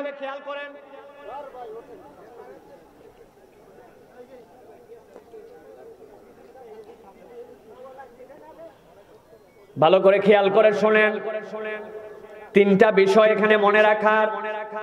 আমাদের সমাজে পর্দার ঘাটতির জায়গায় তিনটা প্রশ্ন আছে। এক নম্বর প্রশ্ন, হুজুর আমরা যেই ধরনের পোশাক পরি এই পোশাক তো আমরা অশালীন কোন পোশাক পরি না। কি পরেন আপনি? আপনি হয় বা 3 পিস পরেন, অথবা 2 পিস পরেন, অথবা আপনি শাড়ি পরেন, এই তো আপনার পোশাক। আমার জিজ্ঞাসা, এবং শরীয়তারা যারা জানেন তারা বলতে পারবেন আল্লাহর নবী সাল্লাল্লাহু আলাইহি ওয়াসাল্লামের স্ত্রীরা কোন ধরনের পোশাক পরতেন? নবীজির সমাজে এবং নবীজিদের পরিবেশে কোনো শাড়ি নামে কোনো পোশাকই তখন ছিল না। কি ছিল? এক ধরনের পোশাক ছিল, যেই পোশাকটাকে আমরা আমাদের সমাজের সাথে মিলাতে পারি, যেইটাকে আমরা ম্যাক্সি বলি। জানেন হাত আছে, পুরা শরীর গলা দিয়ে ঢুকায় দেওয়ার পরে পুরা শরীরে চলে গেছে। বিশেষ করে আমাদের অনেক মায়েরা যখন বাচ্চা প্রসব করে, বাচ্চা প্রসব করার আগে পরে এই ড্রেসটা পরে তারা কমফোর্ট ফিল করে। রসুল এবং তার সাহাবাদের স্ত্রীগণ এই ধরনের পোশাক পরতেন। আমি আপনাদের কাছে জিজ্ঞাসা করি, কোনো একটা মেয়ে যদি ম্যাক্সি পরে, এইটা কি থ্রি পিস অথবা শাড়ির থেকে উত্তম পর্দা কিনা, উত্তম পোশাক কিনা? আল্লাহ রাব্বুল আমিন প্রথম বিষয়টা মাথার মধ্যে পরিষ্কার করে রাখবেন। আল্লাহ রাব্বুল আমিন রসুলের এবং তাদের স্ত্রীদের প্রতি যখন পর্দার আয়াত দিলেন, যেই পোশাকটা তারা পরে থাকতেন ওই পোশাকটা আমাদের সমাজের থেকে অনেক উন্নত পোশাক ছিল। যেই পোশাক আমাদের সমাজের কালচারালি সব মেয়েরা পরেন, এর থেকে উত্তম পোশাক ছিল। আল্লাহ বললেন ওই পোশাকের উপর দিয়ে আরেকটা পোশাক পরার নাম পর্দা, ওই পোশাক পরার নাম পর্দা নয়। ওইটা আপনার জন্য সতর আবৃত করার মূল পোশাক, কিন্তু আমরা অনেকেই বানায় ফেলছি। থ্রি পিস একখান পড়ছে, মুখের মধ্যে পরে সুন্দর করে রুমাল পেঁচাইছে, পেঁচাইয়া মুখ ঢাকা, মাথাটা কেবল ঢাকা। আগে যেই মেয়ের মুখের দিকে কেউ তাকাতই না, উনার হিজাব নেওয়ার ধরন দেখে ওই মুখের দিকেও এখন মানুষ তাকায়। আপনার এই পর্দা হয় নাই বোন, আপনাকে বুঝতে হবে আপনার যুক্তিতে ইসলাম নয়, আল্লাহ এবং তার রসুল যেই কথা বলেছেন সেই যুক্তিতে আপনাকে ইসলাম মানতে হবে, ঠিক কিনা? নচেত আপনার জন্য বিপজ্জনক হয়ে যাবে। আল্লাহ রাব্বুল আমিন এরপরে বলছেন, ওয়ালিয়াযরিবনা বিখুমুরিহিন্না আলা জুয়ুবিহিন্না ওয়ালা ইউবদিনা যিনাতাহুন্না ইল্লা লিবুউলাতিহিন্না।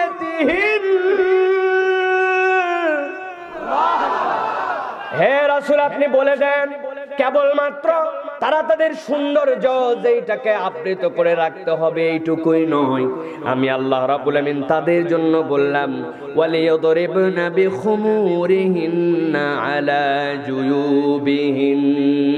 তারা ওই স্বাভাবিক পোশাক পরার পরে এরকম একটা খুমুর, এরকম একটা চাদর, এরকম একটা আবৃতকরণ পর্দা যেইটা রাখবে, ওইটা ওই পোশাকের উপর দিয়ে ফেলে দিবে, যেইটার কাজ হবে তাদের বক্ষ এবং তাদের শরীরটাকে সেইটা দিয়ে আবৃত করে ফেলবে, সেইটা দিয়ে সেইটাকে ঢাকায় ফেলবে।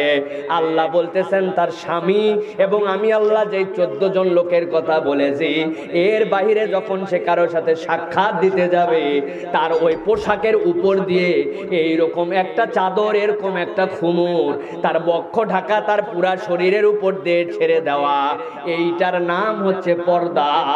নচেত আপনার স্বাভাবিক যে পোশাক পরছেন, পরার পরে মুখের মধ্যে হিজাব করে আপনি পর্দা নাম বলছেন, আপনার কনসেপ্টে, আপনার চিন্তায় বোন ভুল আছে, সংশোধন করা লাগবে। আল্লাহ যাই বলেন ঠিকঠাক মতো আমরা দেখতে পাই, শয়তান আমাদেরকে ওইটাই করার ক্ষেত্রে বেশি উৎসাহ দেয়। ঈদের সময় এখন দেখা যায় যত পুরুষ পাঞ্জাবি পরে সবাই গলার মধ্যে একটা করে ওড়না লাগায়, আছে কিনা? জামা কাপড়ের সাথে সেট, গলার মধ্যে একটা ঝুলায় দিছে, দুই দিক দিয়ে দেয় কিনা, দিয়ে পুরুষরা ঘুরতেছে। আর মেয়েরা সেট চেঞ্জ করছে, মেয়েরা ওড়না যদিও পরে এই দিক থেকে পিছনে, ঠিক কিনা? আমার আল্লাহ রাব্বুল আমিন বললেন এমন একটা পোশাক দাও যেই পোশাকটা তোমার স্বাভাবিক। আল্লাহ কতগুলো স্টেপ বর্ণনা করেছেন, ইয়াহফাজনা ফুরুজাহুন্না, লজ্জাস্থানকে হেফাজত করো, ওয়ালা ইয়াবদিনা যিনাতাহুন্না, তোমার যেইগুলো আকর্ষণীয় অঙ্গ এইগুলাকে খবরদার প্রদর্শন করো না, দুইটা স্টেপ। 3 নম্বরে আল্লাহ বলছেন ওয়ালিয়াদরিবনা বিখুমুরিহিন্না, এর উপর দিয়ে একটা পোশাক দাও, পোশাকটা দিয়ে আবৃত করো। আল্লাহ এইটুক বলে ছেড়ে দিতে পারতেন, আল্লাহ আরো পরিষ্কার করে বলছেন আলা জুয়ুবিহিন্না, ওইটা যেন তোমার ঘাড় এবং ওইটা যেন তোমার বক্ষ দেশকে আবৃত করে রাখে। দুঃখ লাগে আর আফসোস লাগে, শয়তান এমন উল্টানো উল্টাইছে, মহিলারা এখন বুকের উপরে যে ওড়না রাখতে হবে এইটা যে একটা সাধারণ ভদ্রতা, এই রকম মেন্টালিটির থেকে উঠে গেছে, এইটাকে আর কোনো একটা আমল বলে গণনা করে না। আগে এমন অনেক মহিলা দেখা গেছে আমাদের পরিবারে, আমাদের গ্রাম দেশে যিনারা বোরকা পরতেন না, কিন্তু তাদের শাড়ি, তাদের চাদর, তাদের চাল চলন এত শালীন ছিল যে এখন কতগুলা বোরখাওয়ালি মহিলা আছে, তারাও তাদের পর্দার কাছে হার মেনে যাবে, ঠিক না? কি বোরখা পরছে উনি, বোরখা পরার পরে কোমরের কাছে বেল্ট এমন টাইট করে বাঁধছে, আগে শরীরের মাপ বোঝা যেত না, এখন উপর থেকে নিচ পর্যন্ত কয় ইঞ্চি তার শরীর পুরুষ তাকায় বের করে ফেলতে পারে, ঠিক না? আপনার পর্দা হচ্ছে না বোন, আপনি কার্যক্রম শুরু করেছেন, আপনাকে অ্যাপ্রিসিয়েট করি। আপনি অন্ততপক্ষে মেন্টালিটিটা নিয়েছেন যে আপনাকে একটা বোরকা পরতে হবে, এটার জন্য আপনাকে উৎসাহ দেই, আপনার প্রতি কৃতজ্ঞতা জানাই। আপনাকে এই মেন্টালিটি নেওয়ার জন্য আল্লাহর পক্ষ থেকে আপনার প্রতি রহম হোক। কিন্তু বোন, আপনি যা করছেন সেটা যদি প্রপার না হয় তাইলে করার দ্বারা আপনার কি লাভ হলো? এই জন্য আপনি যেটা করতেই শুরু করেছেন আর একটু ভালো করে করেন। আপনি যেই পোশাক পরেন ওর উপর দিয়ে একটু ঢিলা ঢালা পরেন, যাতে আপনার বক্ষ, যাতে আপনার পশ্চাৎদেশ, যাতে আপনার ঘাড়, এইগুলা যেন বোঝা না যায়, এরকম ঢিল করে যদি একটু পরেন। আমার আল্লাহ রাব্বুল আমিনের নির্দেশ মানার কারণে যতক্ষণ আপনি বোরকা পরে বাইরে ঘুরবেন, আল্লাহর এই হুকুম মানার কারণে, ওই বোরকা পরার কারণে আপনার আমলনামায় ফেরেশতারা আমার বান্দি একটা ইবাদত করতেছে, ইবাদত করতেছে, ইবাদত করতেছে, কন্টিনিউ আমলনামায় ইবাদত লেখা হতে থাকবে। পুরুষের কপালে এইটা নাই। একজন মেয়ে ডাক্তার দেখাতে গেছে, বাচ্চা তার অসুস্থ, হসপিটালে নিয়ে গেছে।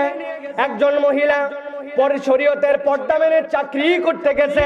একজন মহিলা তার বাপের বাড়িতে বেড়াতে বেরোইছে, বেরোনোর পরে প্রথমে গেছে বাসে, বাসের থেকে নামার পরে নৌকায়, নৌকার থেকে আবার পার হয়ে আবার বাসে, এরপরে ভ্যানে, এরপরে রিক্সায় সে যাচ্ছে তার বাপের বাড়িতে। কিন্তু সে সুন্দর করে একটা পর্দাটা তার শরীরের উপর দিয়ে দিয়েছে। ওই পর্দা করে যখন বেরোয় গেছে, যাওয়ার মধ্যে এক ওয়াক্ত নামাজ তার আসে নাই, নামাজ পড়ার সুযোগও দরকার হয় নাই। যাওয়ার মধ্যে 1 টাকাও আল্লাহর কোনো বান্দা বান্দিকে সে দান করে নাই। পথিমধ্যে একবারও আল্লাহর নাম সুবহানাল্লাহ, আলহামদুলিল্লাহ, আল্লাহু আকবার সে বলে নাই।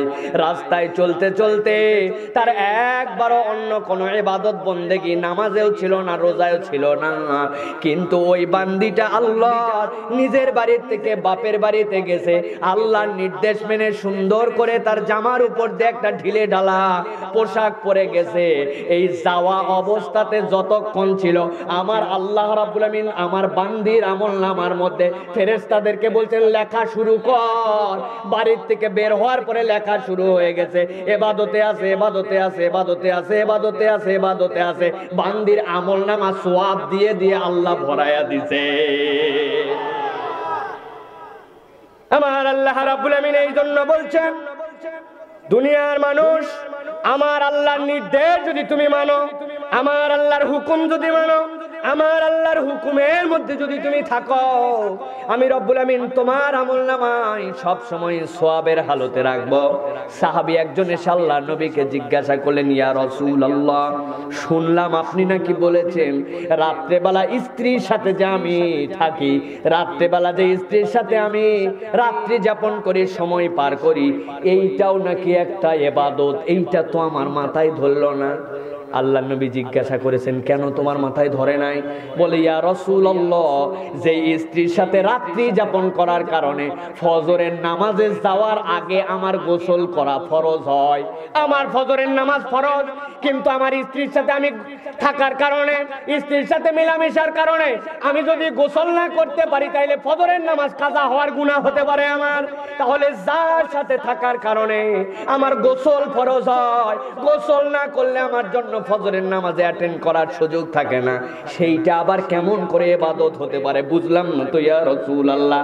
আল্লাহর নবী আদরের সাহাবী, ডেকে ডেকে আদর করে বুঝাচ্ছেন, ও আমার সাহাবী, শোনো তো, তুমি তো যুবক মানুষ না? হ্যাঁ। তোমার তো যৌন তাড়না আছে না? হ্যাঁ।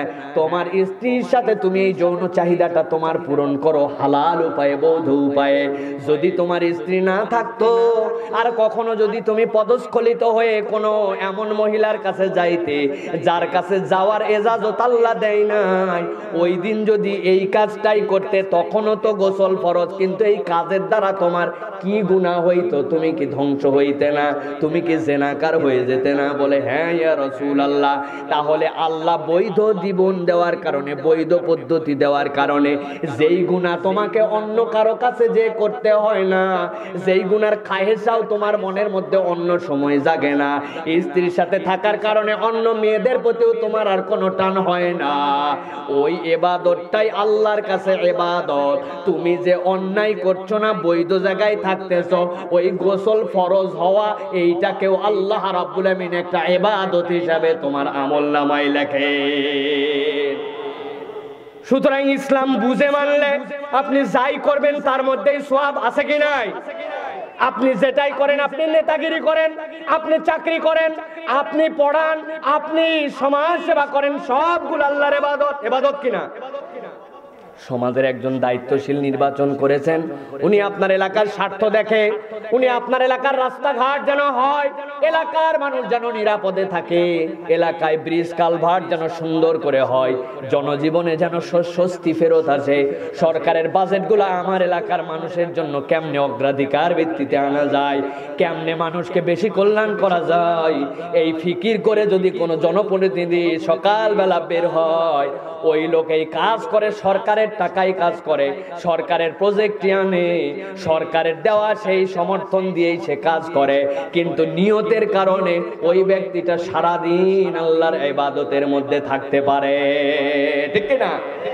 আর যদি উল্টা নিয়ত করে আবার বাড়ায়, যেহেতু নির্বাচিত হয়েই গেছি, এবার যা আছে কপালে কিছু কন্ট্রাক্টরি ভাগায় নিয়ে, যা দেওয়া লাগবে খোয়া তা দিব না, যা দেওয়া লাগবে পিস তা দিব না, দেওয়া লাগবে রড দিব বাঁশ। তাইলে কি হবে? তাইলে উল্টা হবে, বিপদ তখন হবে। আল্লাহর কাছে তো যেতেই হবে, আর আল্লাহর কাছে যাওয়ার পরে কেউ দেখুক বা না দেখুক, বাঁশ দেন আর রড দেন, আপনি ঠিক করেন আর বেঠিক করেন, দুনিয়ার কেউ দেখে নাই, কোনো ছবি নাই, কিন্তু এই জায়গায় আছে। বাস এইটা বুঝে নিয়ে চললেই আল্লাহ রাব্বুল আলামিনের এই রাস্তায় চলা আমাদের জন্য সহজ হবে। এই জন্য প্রিয় মা এবং বোনদেরকে বলবো, প্রিয় মা এবং বোনেরা, আপনাদের কাছে এবং আমরা যারা পুরুষের আছে আমাদের কাছে দায়িত্ব, মেয়েদেরকে বুঝাইয়া এরকম করে পর্দা পুশিদার জিন্দেগিতে তাদেরকে লাগানো এবং বলতে হবে এই জীবনে তোমাকে এইটা করলে এর মধ্যেই আল্লাহ রাব্বুল আলামিনের দেওয়া নিয়ামত এবং তোমাদের জন্য মুক্তির বার্তা আছে, ঠিক কিনা? কিন্তু আমাদের পুরুষেরা বলবে হুজুর কথা শোনে না, বারবার বলি তারপরেও আমাদের কথা শোনে না, এতবার বললাম তারপরেও কথা শোনে না। যেই সকল পুরুষ এই কথা বলতেছেন, ওই সকল পুরুষের মধ্যে আপনি যদি স্বামী হন আর আপনি যদি পিতা হন, তাহলে আপনার কোনো ছাড় নাই। আপনি স্বামী, আপনার দায়িত্ব, আপনার স্ত্রী পর্দা করবে না মানে কি? আমার স্ত্রী হিসাবে আমার সাথে থাকতে হলে আল্লাহ বলছেন এই দায়িত্ব তোমার প্রতি ফরজ করা হলো। আলা কুল্লুকুম রাইন ওয়া কুল্লুকুম মাসউলিন আন রাইয়াতিহি। আল্লাহ বলছেন তোমাদের যারা দায়িত্বশীল, তোমাদের অধীনস্থদের ব্যাপারে আমি আল্লাহ দায়িত্ব দিয়েছি। অতএব আল্লাহর কাছে যে আপনি এই কথা যদি বলেন, আল্লাহ মেলাবার বলেছিলাম কথা শুনে নাই, আল্লাহ আপনি স্বামী আর পিতা হলে আল্লাহকে কিন্তু এই রকম করে ভূগোল পড়ায়া মুক্তি পাওয়া যাবে না। আপনাকে দায়িত্ব নিতে হবে। আপনার ছেলে একদিন সকালবেলা কোচিং এ যায় নাই, মেয়েটা রেজাল্ট খারাপ করেছিল, মেয়েটাকে পড়তে দিয়েছিলেন কিন্তু ঠিক মতো ক্লাস করে নাই, ক্লাস ফাঁকিতে অন্য কোথাও গেছে, আপনি বেদম প্রহার করেছেন। আপনি বলছেন এত কষ্টের কামাই তোরে কোচিং এ দেই, সকালবেলা ঘুমের থেকে না উঠে বসে থাকিস, ঘুমের থেকে উঠতে পারিস না, পড়ালেখা করিস না, আমার বাড়িতে থাকা লাগবে না, আমার কথা মতো চলতে হলে পড়ালেখা করতে হবে, এই নির্দেশ মানতে হবে। যেখানে আপনি এই রকম গরম মারতে পারেন, সেখানে আমার আল্লাহ বলল যে আল্লাহর হুকুম আপনাকে দেওয়া হয়েছে, আর সেখানে আপনি বলেন আমার মেয়ে আমার কথা শুনে না। আল্লাহর কাছে যাওয়ার পরে কিন্তু এইটা অজুহাত হতে পারে না, ঠিক কি না? অথবা আপনাকে স্ট্রং হতে হবে। আল্লাহ আপনাকে ফোর্স করতে বলছে এই জায়গায়, আমার পরিবারে থাকতে হলে, আমার নির্দেশে, আমার অধীনস্থ থাকতে হলে, আমার সন্তান পরিচয় দিতে হলে, আমার মেয়ে তোমাকে পরিচয় দিতে হলে পর্দা করেই বাহিরে যেতে হবে, এর বাহিরে কোনো কিছু চলতে পারে না। কিসের ঠিক? আন্দাজে ঠিক কি বলতেছেন? বাড়িতে যাই অ্যাপ্লাই করেন, এটা ঠিক ঠিক করতেছেন আন্দাজে। নানান কথাবার্তা বলে আমরা অজুহাত দিচ্ছি, এখন আমাদের কথা শুনে এ করে না ও করে না, এটা বললে হবে না। আর কথা শুনবে কোন সময়? আপনি কথা শুনাতে লাগাইছেন তো বুড়া বয়স, যখন থেকে কথা শোনাতে হবে তখন থেকে তো আপনার দায়িত্ব। আল্লাহ রাব্বুল আমিন আপনাকে নির্দেশ দিয়েছিলেন, যখন তোমার সন্তান 7 বছর বয়স হয় তখন তাকে সালাতের নির্দেশ দাও, যখন 10 বছর হয় ওয়াদরিবুহুম, আল্লাহ বলছেন শাসন করো, পিটন লাগাও। কোন নবী বলছেন পিটন লাগাও? যেই নবীর থেকে দয়ার নবী আর কেউ ছিলেন না। পৃথিবী সৃষ্টি করার পরে আল্লাহ জাত থেকে অন্তর নরম মানুষই আল্লাহ বানান নাই। সুবহানাল্লাহ বলবেন। যার ব্যাপার আল্লাহ রাব্বুল আমিন নিজেরই কমেন্ট করেছেন, ওয়ামা আরসালনাকা ইল্লা রাহমাতাল লিল আলামিন, পুরো পৃথিবীর জন্য আপনাকে রহমত করে পাঠালাম। রহমতের নবী বলতেছেন মাইরে লাগাও। Feel from your heart. This is the heart talk from our Prophet sallallahu alayhi wasallam. তিনি সব সময় কওলুল লাইন ব্যবহার করেছেন, নরম কথা, সফট কথা, আদরের কথা, ধাক্কা দিয়ে কথা। নবী করিম সাল্লাল্লাহু আলাইহি সাল্লাম তার জীবনে কাউকেই বলেন নাই তার কথায় কষ্ট পেয়েছে, এরকম একটা রেকর্ডও নাই। সুবহানাল্লাহ।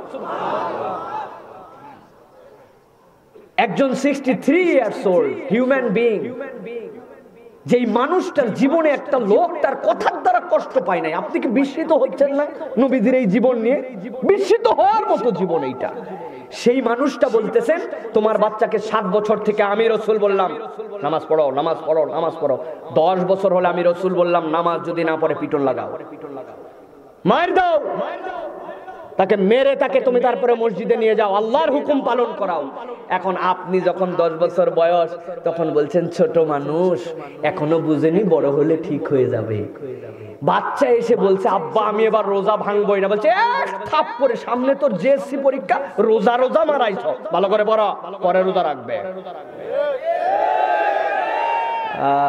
আপনি রোজা রাখতে দেন নাই ওই সময়, সে বালেগ হয়ে গেছে, 15 বছর বয়স হয়েছে, এরপরে বলছেন সামনে ম্যাট্রিক পরীক্ষা, মা পরীক্ষা খারাপ হয়ে যেতে পারে, শরীর খারাপ হয়ে যাবে, ম্যাট্রিকের পরের থেকে রোজা রাখিস। কি দয়া! আপনি দয়ার সাগর আপনি। এরপরে ইন্টারমিডিয়েটে উঠছে, আপনার রেঞ্জের থেকে বাইরে চলে গেছে, এরপরে আর কোন শরীয়ত মানে না, নিয়ম মানে না। যেই মেয়ে আগে পড়তো এক ড্রেস, এখন পড়ে গেছে। কলেজে ইউনিভার্সিটিতে যাওয়ার পরের পরে বেদম উতাল পাতাল, কোন নিয়ম কানুন কিচ্ছু নাই। আপনি তখন হুজুরকে ফোন দিয়েছেন, হুজুর কথাই শুনে নাই, এমন একটা দোয়া বলে দেন যেই দোয়া দেওয়ার সাথে সাথে আমি বললাম এরকম দোয়া কিন্তু আমাদের কাছে আছে। এক দোয়া পড়বেন, আপনার বাচ্চা কাচ্চা একদম সুন্দর হয়ে মানুষের মতো মানুষ হয়ে যাবে। হুজুর বলেন তাড়াতাড়ি। বললাম 1 লাখ টাকা পাঠান। ও বাবা, সব জায়গায় আপনি ফ্রি খাবেন, হবে না তো? সব জায়গায় টাকা পয়সা দিয়ে আপনারা অ্যারেঞ্জ করতেছেন, হুজুরের কাছে আপনি দোয়া ফ্রি নেবেন কেন? 1 লাখ পাঠান। মুখ বেজার, তাও 1 লাখ টাকা দেওয়ার জন্য রেডি কিছু থাকতে পারে, কিন্তু সত্যি কথা বলতে হুজুরের কাছে এরকম কোনো দোয়া নাই। ইসলামী শরীয়তে এরকম কোন গুলি নাই যেটা আপনারে এক পিল খাওয়াই দিলে সব কেল্লা ফতে, এরকম কোন গুলি আছে?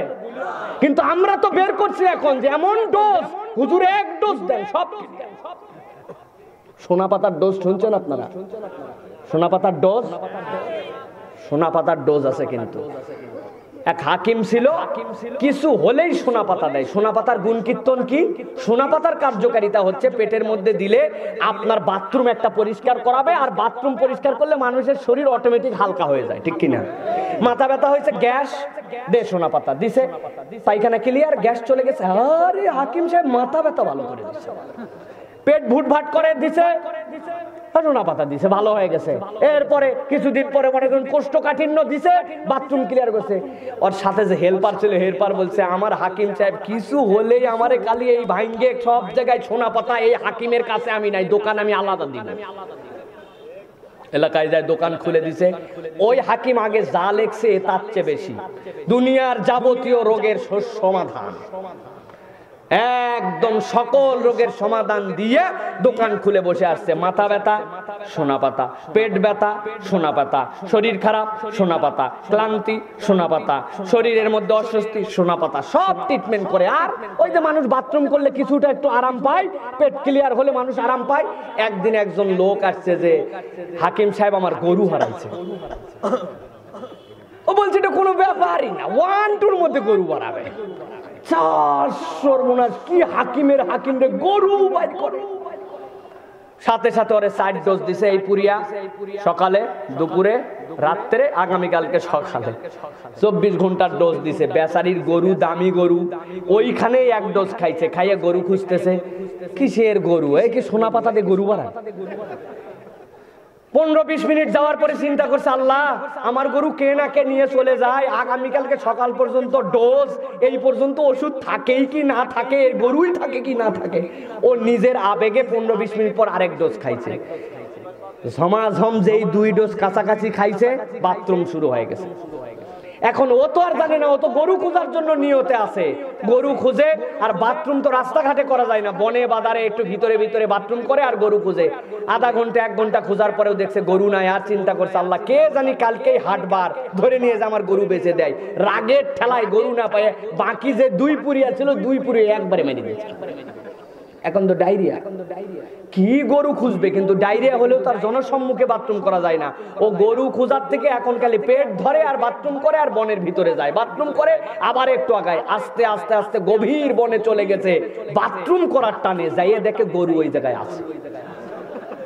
হায় হায় হায়, গরু নিয়ে বেচারি আইসে ঘোষণা দিছে, এমন হাকিম সাহেব গরু পর্যন্ত বাইর করে দিচ্ছে। আসলে কি ভাই, এই সোনা পাতা গরু বাইর করছে, কিন্তু সুনাম হয়ে গেছে। 2 রাজ্যের মধ্যে যুদ্ধ বাঁধছে, বাঁধার পরে এখন 2 জনের রণকৌশল তৈরি হচ্ছে। একজন এসে বলছে, রাজা মশাই কিসের এত দুশ্চিন্তা করেন, আমাদের রাজ্যে এমন হাকিম আছে, সকল রোগ তো দূরের কথা, গরু ছাগল বার করতে পারে, যুদ্ধ সে জিতাবে, ওরা ধরে নিয়ে আসো। নিয়ে আসছে, কাঁপতে কাঁপতে আইছে রাজার কাছে, যে বাবা এত বড় বিপদে পড়বো, জানলে আমি ডিসপেন্সারি খুলতাম না। এই বেটা, শুনলাম তুই নাকি যুদ্ধ পর্যন্ত জুতাতে পারবি, সব ধরনের রোগ বালাই ট্রিটমেন্ট আছে। রাজার কাছে যায় যদি বলে নাই, তো কল্লা তো ফেলে দিবে, যে পরিবেশ পরিস্থিতিতে এখন রাজা আছে। বলছে ইনশাআল্লাহ আমি চেষ্টা করব, যুদ্ধ জিতানো সম্ভব। সর্বনাশ, যুদ্ধ জিতানো সম্ভব? বলে কেমনে? বলে বেশি কিছু না, আমার 1 বস্তা সোনা পাতা লাগবে। এই পাতা নিয়ে আসার পরে এইটা সুন্দর করে থেতা করে প্রত্যেকটা আমাদের সৈনিকের কোমরের মধ্যে 4 ডোজ করে দেওয়া থাকবে। সকালবেলা 1 ডোজ খাবে, দুপুরে 1 ডোজ খাবে, এরপর আমি যখন বললো তখন এই ওষুধ খাবে। বলছে বলো কি বেটা, তুমি 1 বস্তা বলছো, 2 বস্তা রেডি থাকবে। তারপরেও যেভাবে বলবে হাকিম সাহেব সেভাবে আমরা যুদ্ধে যাব। এই ঘটনা যেই মজলিসে হচ্ছে, ওই মজলিসে যাদের সাথে যুদ্ধ হবে তাদের গুপ্তচর এসে শুনে গেছে। জিরি বাবা, কোন হাকিম আসছে, এই পাতার নমুনা দেখাইছে, এইটা গুঁড়া করে খাওয়াবে, সকালে 1 ডোজ, দুপুরে 1 ডোজ যুদ্ধ করবো। ও যায় বলছে, রাজা মশাই যুদ্ধ জিতার সব কায়দা কানুন জেনে আসছে, ওরা তো যুদ্ধ করবে না, 1 ওষুধ বার করছে, ওই ওষুধ খায় কাজ করবে। কোন ওষুধ রে? কই এই ওষুধ। কই কখন খাবে? কই সকালবেলা খাবে। কয় ডোজ? এই পরিমাণ। কয় বস্তা? 1 বস্তা। বলে আমি নির্দেশ দিলাম আমাদের 4 বস্তা জোগাড় করো, ওরা পরের দিন সকালে খাবে, আমরা আগের দিন রাত পেতে শুরু করবো। যুদ্ধের দিন শুরু হয়ে গেছে, ওরা তো আগের রাত্রে খাইছে, বুঝেন অবস্থা। খাইয়ে তো অবস্থা ঢিল ঢিল, আর ওরা তো জানে না যে কি করা লাগবে না করা লাগবে। সকালবেলা এরা খাইছে কিছু, তারপরে এদের জানে টিকে আছে, আর ওরা আগের রাত্রে খাওয়া শুরু করছে। কাজ হয় না দেখে আরো 2 ডোজ বসাইছে। কিসের যুদ্ধ, কিসের কি, পুরা বাথরুমে পরিবেশ অবস্থা খারাপ। এই হাকিম সাহেব একটা জিনিস জানতো, যদি কোনো মানুষের দাস্ত হয়, খুব বেশি হয়, তাহলে টক দই খাওয়ায় দিলে কিছু আরাম পাওয়া যায়। উনি বলছে, রাজামশাই টক দই অ্যারেঞ্জ করেন, এদেরকে একটু দই খাওয়ান লাগবে। দই টই খাওয়ায়, এরা তো পরের দিন সকালে খাইছে, আর ওরা আগের রাত্রে, ওদের তো জান যায় কি আসে, এদের তাও একটু শক্তি আছে। পেট ধরে তলোয়ার তুলে আগের রাত্রের খাওয়াগুলার কল্লা কাটে বিদায় করে দিয়ে আসার পরে সুনাম হয়েছে যে কবিরাজ সাহেব যুদ্ধে জিতাইছে। জিতাইছে কি কবিরাজ? কারণ আমাদের মুসলমানদের চরিত্র এখন একদমই কবিরাজের সাথে মিল আছে। সারা জীবন ইসলাম নাই, যখন মানা লাগবে তখন নাই, আল্লাহ যা বলছেন তা শুনে না, কোন নির্দেশ কিভাবে মানা লাগবে তার সাথে কোনো সম্পর্ক নাই। হুজুরের কাছে এসে বলবো হুজুর এমন একটা তাবিজ, এমন একটা কবজ, এমন একটা দোয়া দেন, একটা দিবেন সব ঠিক। এইরকম কোন দোয়া দরুদ ইসলামে নাই। প্রিয় মুসলমানেরা, আল্লাহ রাব্বুল আমিন এই জন্য বলছেন এইটার সাথে তোমাদের সংস্রব, তোমাদের সাথে যে পরিবেশ, তোমাদের সাথে যে মানুষজনের সাথে মিশা, তোমাদের যে কমিউনিটি, এই কমিউনিটির কিন্তু অনেক বড় দাম আছে। আপনি এমন পরিবেশে আপনার সন্তানকে দিয়েছেন, আপনি এমন পরিবেশে মিশেন যেই পরিবেশের মধ্যে আল্লাহ রাব্বুল আমিন নিষেধ করেছেন মিশতে, যেখানে আপনি যেতে পারেন না, যেখানে গেলে আপনার জন্য বিপদ হবে, এইগুলা কোনোটাকেই আপনি গুরুত্ব দেন নাই। আল্লাহ রাব্বুল আমিন বলছেন এইরকম করে যদি আপনি খাপ ছাড়া আর ইচ্ছা মতো জীবন যাপন করে ঘুরে বেড়ান, আল্লাহর কাছে ওই দিন যে কিন্তু বলতে পারবেন না আমার বউ কথা শুনে নাই, আমার স্ত্রী কথা শুনে নাই, এরকম কোনো কথার গুরুত্ব ওই দিন থাকবে না, বরং আরো বিপদ বেড়ে যাবে। আল্লাহ বলছেন ওই দিন বান্দারা আল্লাহর কাছে বলতে শুরু করবে, ইয়াউমা ইয়া'আদ্দুয যালিমু আলা ইয়াদাইহি ইয়াকুলু ইয়া লাইতানি ইত্তাখাযতু মা'আর রাসূলি সাবিলা।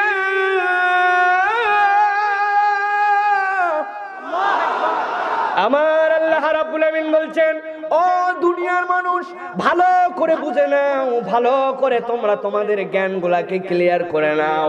আমি আল্লাহ যেই নির্দেশ দিলাম, আমি আল্লাহ তোমাদেরকে যেই রাস্তায় চলতে বললাম, ওই দিন যাওয়ার পরে যদি তুমি আল্লাহর হুকুমকে না মেনে আসো, তোমার বাচ্চারে আদর দিয়ে দিয়া শাসন করো নাই, তোমার আল্লাহ তোমার বাচ্চার জন্য যে নির্দেশ দিয়েছিলেন, তোমার স্ত্রীর জন্য যে নির্দেশ দিয়েছিলেন, ওই নির্দেশ তুমি পালন করো নাই, ওই দিন আসার পরে কিন্তু বিপদের বাজার হয়ে যাবে।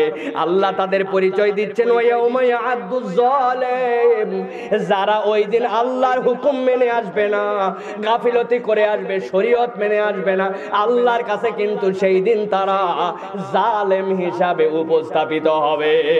ঠিক কি না? যারা জালেম হবে তাদের কত বড় বিপদ হবে, তাদের জন্য কত বড় পরিণতি হবে। আমার আল্লাহ রাব্বুল আমিন বলছেন বড় ভয়াবহ দুনিয়ার জীবনে তুমি যেরকম করে চলেছো, আমি রব্বুল আমিন মৌলিক নিয়ামতের ক্ষেত্রে আমার কোন বান্দার ক্ষেত্রে আলাদা করি নাই। আমি আমার কোন বান্দাকে আমি রব্বুল আলামিন এই নিয়ামত দিতে দূরে রাখি নাই। দুনিয়ার বুকে একজন হিন্দু, একজন মুসলমান, একজন কম নামাজি, একজন বেশি নামাজে, একজন আল্লাহর হুকুম পুরা মানে আর একজন কম মানে, আল্লাহ তার কোন বান্দাকে দুনিয়াতে মৌলিক নিয়ামতে কোনো পার্থক্য করেন নাই। আল্লাহ অক্সিজেন যেরকম সবাইরে দিয়েছেন, আল্লাহ সূর্যের আলো সেই রকম সবাইরে দিয়েছেন। একজন পাঞ্জেগানা মুসল্লি জমিতে ধান লাগাইছে, তার বিঘা প্রতি হয় 25 মণ। আরেকজন হিন্দু পাশে লাগাইছে যে আল্লাহকে স্বীকার করে না, তার জমিতে হয় 5 মণ। আছেন তো মাঠে না চলে গেছেন? আল্লাহ রাব্বুল আমিন আলাদা করেন নাই।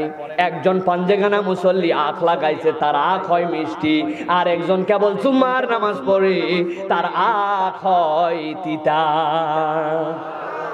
আমার রব্বুল আমিন বলছেন ও দুনিয়ার মানুষ, দুনিয়ায় আল্লাহর হুকুম মানার ক্ষেত্রে, মৌলিক নির্দেশনাবলীর ক্ষেত্রে আমি রব্বুল আমিন কাউরে পার্থক্য করি নাই। কিন্তু আমি রব্বুল আমিন বললাম এই দুনিয়ার জীবনের শেষে আল্লাহর কাছে একদিন তোমাদেরকে দাঁড়ায় যেতে হবে। যারা দুনিয়ায় আল্লাহর যা হুকুম ছিল এগুলাকে তুচ্ছ তাচ্ছিল্য করেছে, আল্লাহ যেভাবে পালন করতে বলেছেন এইভাবে পালন করে নাই, ওই দিন আল্লাহর কাছে কিন্তু তারা জালেম হিসাবে উপস্থাপিত হবে। আর আল্লাহ বলছেন ওই জালেমদের পরিণতি হবে কি জানো নাকি? ওয়ায়াউমা ইয়া'আদ্দুয যালিমু আলা ইয়াদাইহি ইয়াকুলু ইয়া লাইতানি ইত্তাখাযতু মা'আর রাসূলি সাবিলা। আল্লাহর কাছে ওই জালেম যারা হবে, ওই কিয়ামতের দিবসে আসার পরে আল্লাহর সামনে দাঁড়াবে। দাঁড়ানোর পরে আল্লাহ বলছেন নিজের হাতগুলা নিজেই সামনে নিয়ে নেবে, নেওয়ার পরে আল্লাহর দিকে তাকায়া তাকায়া এক একজন কামড় দিবে, কামড় দিয়ে তার হাতটাকে কেটে ফেলে দিবে, তার অঙ্গুলি কেটে ফেলবে, কামড়াবে আর নিজের হাতকে ফেলে দিবে। তার হুঁশই থাকবে না যে নিজের হাত নিজে কামড়ায়া কামড়ায়া ওই দিন কেটে কেটে ফেলে দিচ্ছে। আল্লাহু আকবার। এখানে একজন ব্যক্তি যদি থাকেন, আমি আপনাদেরকে 10,000 টাকা দিব, নিবেন? হাত তোলেন একজন। 10,000 টাকা সত্যি দিব, একটু হাত তোলেন না সাহস করে একটা ভাই। একজনেরও সাহস নাই, কথা হলো নাকি? এই যে আমার ভাই নিবে আলহামদুলিল্লাহ, 10,000 টাকা নিতে রাজি। একটা খালি কাজ করা লাগবে ভাইজান, কামড় দিয়ে আপনার নখের এই 2টা কর একটু আমার কাছে জমা দেন, আমি আপনারে 10,000 টাকা দিব। ভাই নিবে নিবে নিবে না? আপনারা বলবেন হুজুর এত অফার দেওয়া লাগবে না, আমি 20,000 দিব, আপনি একটু দিয়ে যান, ঠিক না? প্রিয় মুসলমান, আপনার আমার এই হাতের মধ্যে কামড় দেওয়া, এইটা যে কামড় দিব এইটা কল্পনার মধ্যেও নিতে পারি না, কেটে ফেলা তো দূরের কথা। অনেক জায়গায় উদাহরণ দেয় আমার 3 মেয়ের মধ্যে যেটা দ্বিতীয় মধ্যেরটা, এর বয়স এখন হচ্ছে 2.25 বছর। কেবল এই 2টা দাঁত এইগুলা উঠছে নতুন করে, 8-10টা দাঁতের এই 2টা, এই দাঁত ওঠার পরে উনার এমন ফোর্স বাড়ছে, এখন যেখানে পাই যা পাই তাই কামড়ায়। দাদার কামড়, দাদির কামড়, ওর মাকে কামড়ায়, ছোটটারে কামড়ায়, খালি কামড় আর কামড়। ওর মা বলছে পারলো এটারে ঠিক করো। আমি দেখলাম, দেখি তো কোনো বুদ্ধি করে এটারে ঠিক করা যায় কিনা। মা এদিকে আইতো, বললাম তোমার একটা আঙ্গুল দাও আর আমার একটা আঙ্গুল, 2 জনের 2টা আঙ্গুল নিছি, ওর নখ একটা আমার নখ একটা, এবার ওর মুখের মধ্যে ঢুকাই দিছে, দিয়ে বললাম মা এবার কামড় দাও, তো দাও, জোরে কামড় দাও। মুখের মধ্যে ঢুকাইছে, ঢুকায় কামড় দেই না দিতে বলছি, জোরে করে আস্তে করে ওর আঙ্গুল বাইর করে ফেলায়। আরে আঙ্গুল বার করছে, আবার ধরে দিছে, আবার কামড়, জোরে কামড় দাও। আস্তে করে আমারটাতেও কামড় দেওয়া বাদ দিছে, দিয়ে যিনি দুষ্ট লাফায় বেড়ায়, এখন দেখি মুখ চুই করে আমার সামনে দিকে সরে যায়। ছোট একটা বাচ্চাও জানে নিজের আঙ্গুলে নিজে কামড় দিলে ব্যথা লাগে, ঠিক না? আমার আল্লাহ রাব্বুল আমিন বলছেন, ওয়া ইয়াউমা ইয়া'আদ্দুজ যালিমু আলা ইয়াদাইহি ইয়াকুলু ইয়া লাইতানি ইত্তাখাযতু মা'আর রাসূলি সাবিলা।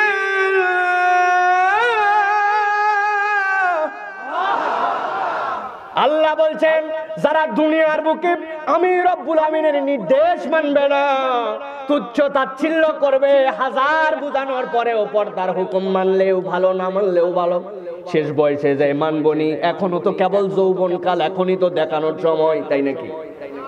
এইরকম পিকআপ নিয়ে যারা ঘুরবে, আল্লাহ বলছেন সবগুলো আল্লাহর কাছে জালেম হিসাবে ওই দিন দাঁড়াবে। আল্লাহর কাছে যেই না জালেম হবে, ওরা ওই দিন যাওয়ার পরে যখন সব বুঝে ফেলবে, তারা আফসোস করে হাতগুলা কামড় দিবে আর নিজের হাত নিজে কেটে ফেলবে, আর আল্লাহর কাছে একটাই কথা বলবে, ইয়া লাইতানি ইত্তাখাযতু মা'আর রাসূলি সাবিলা। আজকে আমাদের থেকে হতভাগার কেউ নাই। আমরা যদি দুনিয়ায় থাকতে আল্লাহ এবং তার রসুলের পক্ষাবলম্বন করতাম, আল্লাহ এবং তার রসুলের যেই রাস্তা, ওই রাস্তায় যদি চলতাম, আজকে আমাদেরকে জালেম হতেও হতো না, আজকে আমাদেরকে বিপদেও পড়তে হতো না। কিন্তু মুসলমান জিজ্ঞাসা করে, ওই দিন হাজার আফসোস, হাজার কান্না, আর এই বক্তব্য বলার দ্বারা কে ওই ব্যক্তিদের ভাগ্যের কোনো পরিবর্তন হবে? তাহলে পরিবর্তন যদি হতে চাই, তাহলে এই দুনিয়ার থেকেই আল্লাহ এবং তার রসুলের পথে আমাদেরকে চলতে হবে, ঠিক কিনা? আল্লাহ এবং তার রসুলের পথে চলবো। দুনিয়া একদিক, আমার আল্লাহর বিধান একদিক, আমার রসুলের কথা একদিক, এইটাই হচ্ছে ইমানদারের শপথ, ঠিক কিনা? আল্লাহ বলছেন এই কথা, নবী বলছেন এই কথা, এর সাথে আমার বাপের কথা মিল হয় না। আমার বাপ বাদ, আমার আল্লাহ এবং নবী থাকবে, ঠিক কিনা? আল্লাহ এবং রসুল বলছেন এই কথা, এর সাথে আমার লিডারের কথা যায় না। আমার লিডার বাদ, আমার আল্লাহ এবং আমার রসুল থাকবে, ঠিক কিনা? আমার আল্লাহ বলছেন এই কথা, আমার রসুল বলছেন এই কথা, আমার বাপের সাথে যায় না, লিডারের সাথে যায় না, দলের সাথে যায় না, আইডিওলজির সাথে যায় না, সবগুলারে ঝাঁটায় বিদায় করে দিতে রাজি আছি। আল্লাহ এবং তার রসুল তারপরেও আমার সাথে থাকবে, এটাই ঠিক কথা, ঠিক কিনা? বুঝে নিতে হবে, নচেত আল্লাহর কাছে ওই দিন যায় কোনো নিস্তার নাই। এখানে হয়তো হালকা হালকা তেলে তেলে চলছেন, পাম্পট্টি লাগাইছেন, কে কি বলবে এরকম ভেবেছেন, কোনো সমস্যা নাই। এই জায়গায় সেট করা আছে, এইটা মনে রেখে চলবেন, সেটটাই জায়গায় আছে। আপনি যাই করেন সব সেটিং আছে আপনার। দুনিয়ার বুকে আপনাকে যেতেই হবে, ওখানে ফিরতেই হবে। গতকালকে আমার 2টা মাহফিল ছিল। দ্বিতীয় মাহফিল করার পরে রাত্রে থেকে গেছিলাম, আপনাদের ওই দিকেই ছিলাম, গোপালগঞ্জে ছিলাম। রাত 3:30টার দিকে আমি যে বাসায় ছিলাম তার পাশের বাসায় এমন কান্নাকাটি, চিৎকার। আমি মনে করছি প্রথমে স্বপ্নে আছি, পরে দেখি যে না বাস্তব। সকালবেলা শুনলাম কি হয়েছে ভাই, সবাই আমাদের বাড়ির লোকজন গেছে। বলে হুজুর লোকটা মাহফিলে ছিল, আপনি দোয়া করছেন, দোয়ায় শরীক হয়েছে, হাউমাউ করে কাঁদছে, এরপরে আপনার সাথে দেখা করেও গেছে, রাত 3টার সময় স্ট্রোক করে মারা গেছে। রাত 3টায় মারা গেছে, আজকে জোহরের সময় তার জানাজা। তা আমাদের এখানেও যারা আছি আর যারা ভাবতেছি আরো বোধহয় অনেকদিন বাঁচবো, এই মেয়ে, এই আমার বোনেরা, তুমি কি ভাবতেছ যে তুমি অনেক দিন বাঁচবে? তুমি দেখো নাই কত লোক তার মায়ের আগে মেয়ে মরে গেছে? তুমি দেখো নাই তোমার দাদি বেঁচে আছে, তারপরে মা চলে গেছে, বোন চলে গেছে? আল্লাহর হুকুম মানার ক্ষেত্রে কোনো দেরি করার কোনো সুযোগ নাই। আল্লাহ যা বলছেন ওইটাই মেনে যেতে হবে, নচেত আল্লাহর আদালতে কিন্তু ধরা খেতে হবে, ঠিক কিনা? এই জন্য আমরা শপথ নেই, এইগুলা মাহফিল থেকে আমরা শপথ নেই যে আল্লাহ রাব্বুল আলামিন আপনার আমার জন্য যে নির্দেশনা দিয়েছেন, আল্লাহ রাব্বুল আলামিন আপনাকে আমাকে যেই পন্থায়, যেই পথে চলতে বলেছেন, সেই পথ এবং পন্থাকে মেনে নিয়ে আমরা চলতে শুরু করব। রাজি আছেন মুসলমান?